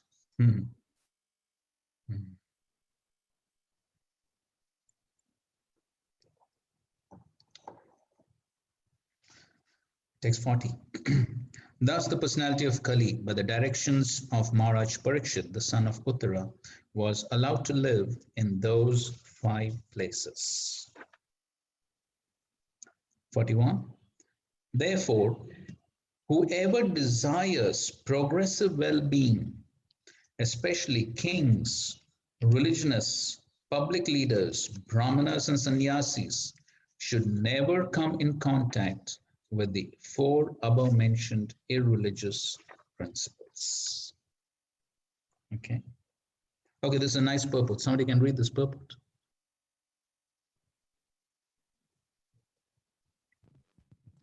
The Brahmanas are the religious preceptors for all other castes, and the sannyasis are the spiritual masters for all the castes and orders of society. So also are the king and the public leaders, who are responsible for the material welfare of all people. The progressive religionists and those who are responsible human beings, or those who do not want to spoil their valuable human lives, should refrain from all the principles of irreligiosity, especially illicit connection with women. If a Brahmana is not truthful, all his claims as a Brahmana at once becomes null and void. If a sannyasi is illicit connected with women, all his claims as a sannyasi at once becomes false. Similarly, if the king and the public leader are unnecessarily proud or habituated to drinking and smoking, certainly they become disqualified to discharge public welfare activities. Truthfulness is the basic principle for all religions. The four leaders of the human society, namely the sannyasis, the brahmana, the king, and the public leader, must be tested crucially by their character and qualification. Before one can be accepted as a spiritual or material master of society, he must be tested by the above mentioned criteria of character. Such public leaders may be less qualified in academic qualifications, but it is necessary primarily that they be free from the contamination of the four disqualifications, namely gambling, drinking, prostitution, and animal slaughter.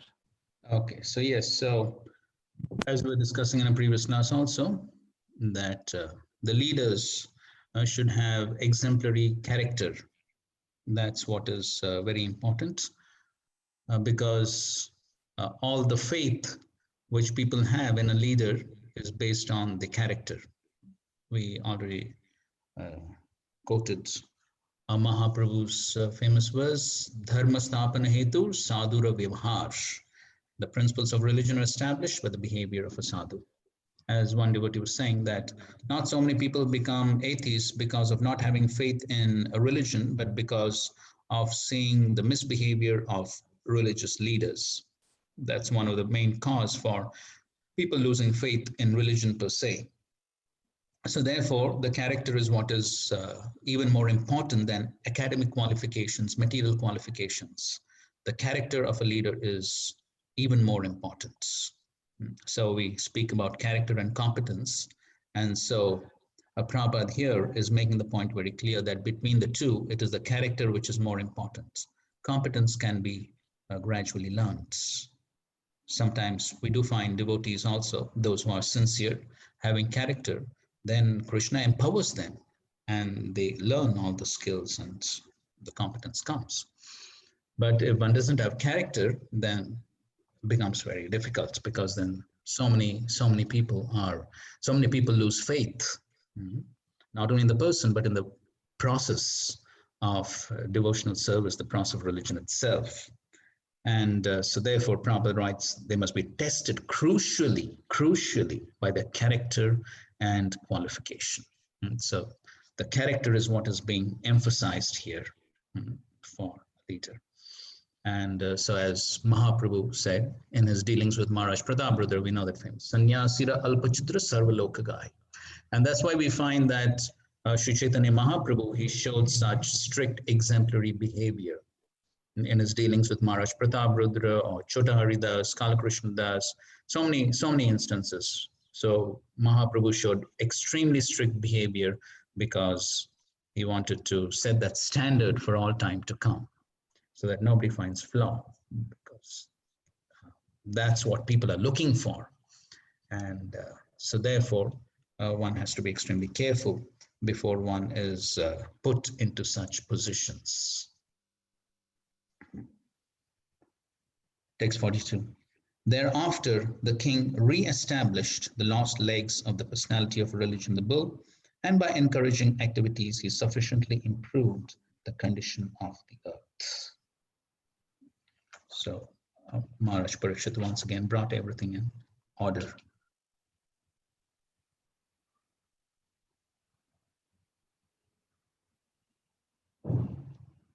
So Prabhupada ends the purport by saying, when everyone is taught to sacrifice 50% of his accumulated gold for the Lord's service, certainly austerity, cleanness, and mercy automatically ensure, and thus the last three legs of the personality of religion automatically established. When there's sufficient austerity, cleanness, mercy, and truthfulness, naturally Mother Earth is completely satisfied, and there's very little chance for Kali to infiltrate the structure of human society. Okay, so that means basically everyone is, because that's how the gold and the money where Kali resides can be purified. So it can be purified by using it in Krishna's service. And then when it's used in Krishna's service, it gets purified, and then everything comes in line. So then austerity, cleanness, mercy, everything will follow. And then Mother Earth will be satisfied. 43-44, the most fortunate Emperor Maharaj Parikshit, who was entrusted with the kingdom of Hastinapur by Maharaj Yudhishthir when he desired to retire to the forest, is now ruling the world with great success due to his being glorified for the deeds of the kings of the Kuru dynasty. Here Prabhupada writes that the principles of Maharaj Parikshit can still be continued, and human society can still be improved if there is determination by the authorities. So that's what is required, determination. So if the authorities are determined, then yes, then such a reign and such a situation can be brought about. We can still purge out from the state all the activities of immorality introduced by the personality of Kali if we are determined to take action like Maharaj Parikshit.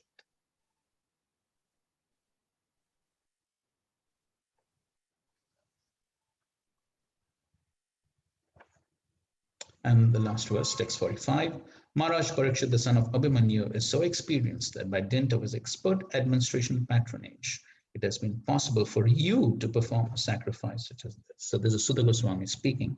And so he's saying that all of you could perform this sacrifice because Maharaj Parikshit is ruling. And so then all this is possible.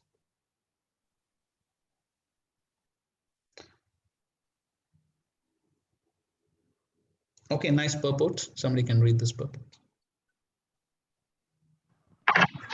The Brahmanas and the Sannyasis are expert in the spiritual advancement of society, whereas the Kshatriyas or the administrators are expert in the material peace and prosperity of human society. Both of them are the pillars of all happiness, and therefore they are meant for full cooperation for common welfare. Maharaj Parikshit was experienced enough to drive away Kali from his field of activities and thereby make the state receptive to spiritual enlightenment. If the common people are not receptive, it is very difficult to impress upon them the necessity of spiritual enlightenment. Austerity, cleanliness, mercy, and truthfulness, the basic principles of religion, prepare the ground for the reception of advancement in spiritual knowledge, and Maharaj Parikshit made this favorable condition possible. Thus, the rishis of Naimisharanya were able to perform the sacrifices for 1,000 years. In other words, without state support, no doctrines of philosophy or religious principles can progressively advance. There should be complete cooperation between the Brahmanas and the Kshatriyas for this common good. Even up to Maharaj Ashok, the same spirit was prevailing. Lord Buddha was sufficiently supported by King Ashok, and thus his particular cult of knowledge was spread all over the world. Okay, so here Brahmana is speaking about the cooperation between Brahmanas and Kshatriyas. So only when the Kshatriyas, they enforce and create the proper environment, then the Brahmanas can spread the spiritual knowledge. So therefore that cooperation is very much required. Thus, in the Bhaktivinoda purports of the first canto, 17th chapter, the Srimad Bhagavatam entitled Punishment and Reward of Kali. Okay, we have a few minutes remaining if somebody has some comments or questions. Hare Krishna, Prabhu. Hare Krishna. Prabhuji, though in one sense, like for example, why one is receiving the suffering and why another person is not receiving, all these complexities cannot be understood because one cannot ascertain the plan of the Lord, as Vishnudev said. But Yes. still in the purport, the Prabhupada has mentioned that there are two causes of suffering. One is ultimate cause being the Lord, but actually it is the mind, as mentioned in the Bhagavad Gita. Okay. So still there are some reasons given. So what are the reasons and what are their applications? When we have to apply those principles? Just to understand the suffering, or because based on the analysis, we will try to address the problem in a practical behavior. Yes. So there is one nice section in the Bhagavad Gita. This is 5th chapter, verses number 13 to 16, where Krishna is speaking on this topic as to what is the cause of everything that's happening, whether it is happiness or distress. So it's a good section. This section is sometimes termed or given the heading of etiology. Etiology means the study of causation. And so here we know this philosophy, but Krishna puts it in a very systematic way. He explains that how in this world, ultimately, the jiva doesn't do anything. The jiva, he's simply present in this body of 9 gates, and he neither does anything nor causes anything to be done.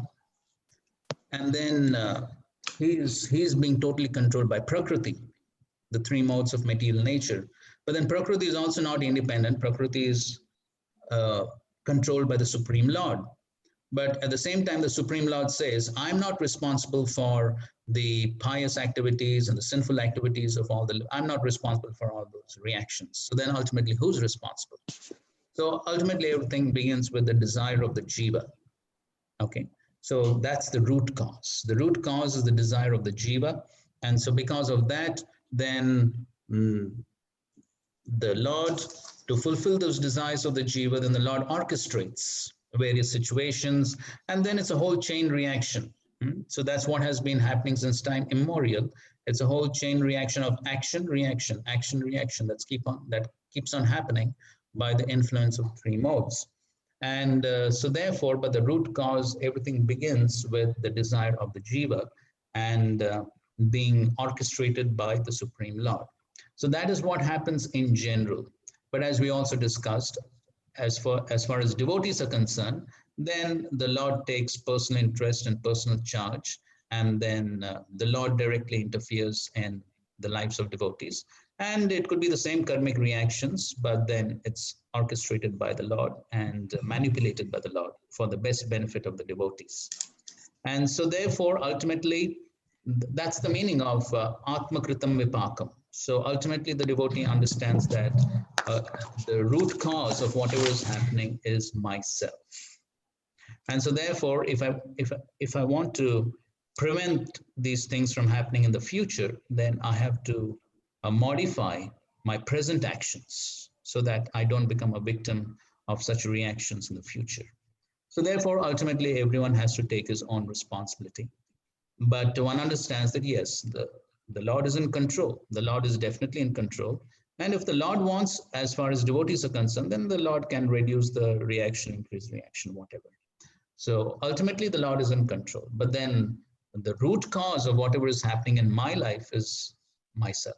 As Prabhupada quotes the English saying, man is the maker of his own destiny. Does it help? Thank you. Thank you. Hare Krishna. Prabhuji, in that discussion of Tatyanukampa verse, there one line was there. One has to be alive in devotional service. Yes. So, can you explain steadiness in devotional service. Yeah. So, what it means to be live in devotional service and what is meant to be dead in devotional service? So that's what steadiness in devotional service, steadily practicing all the various rules and regulations and the practices given by the acharyas. So it's not just being physically alive. So, so basically alive in devotees, alive in Krishna consciousness means seriously and sincerely practicing the various principles of devotion. Is it okay? Any last? Hare Krishna. Yes. Hare Krishna, Prabhu. There is one question in the chat also. What is it?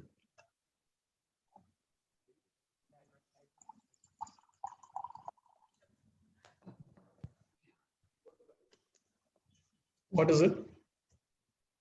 Why identifier of the perpetrator gets same destination which is intended for perpetrator of religious acts?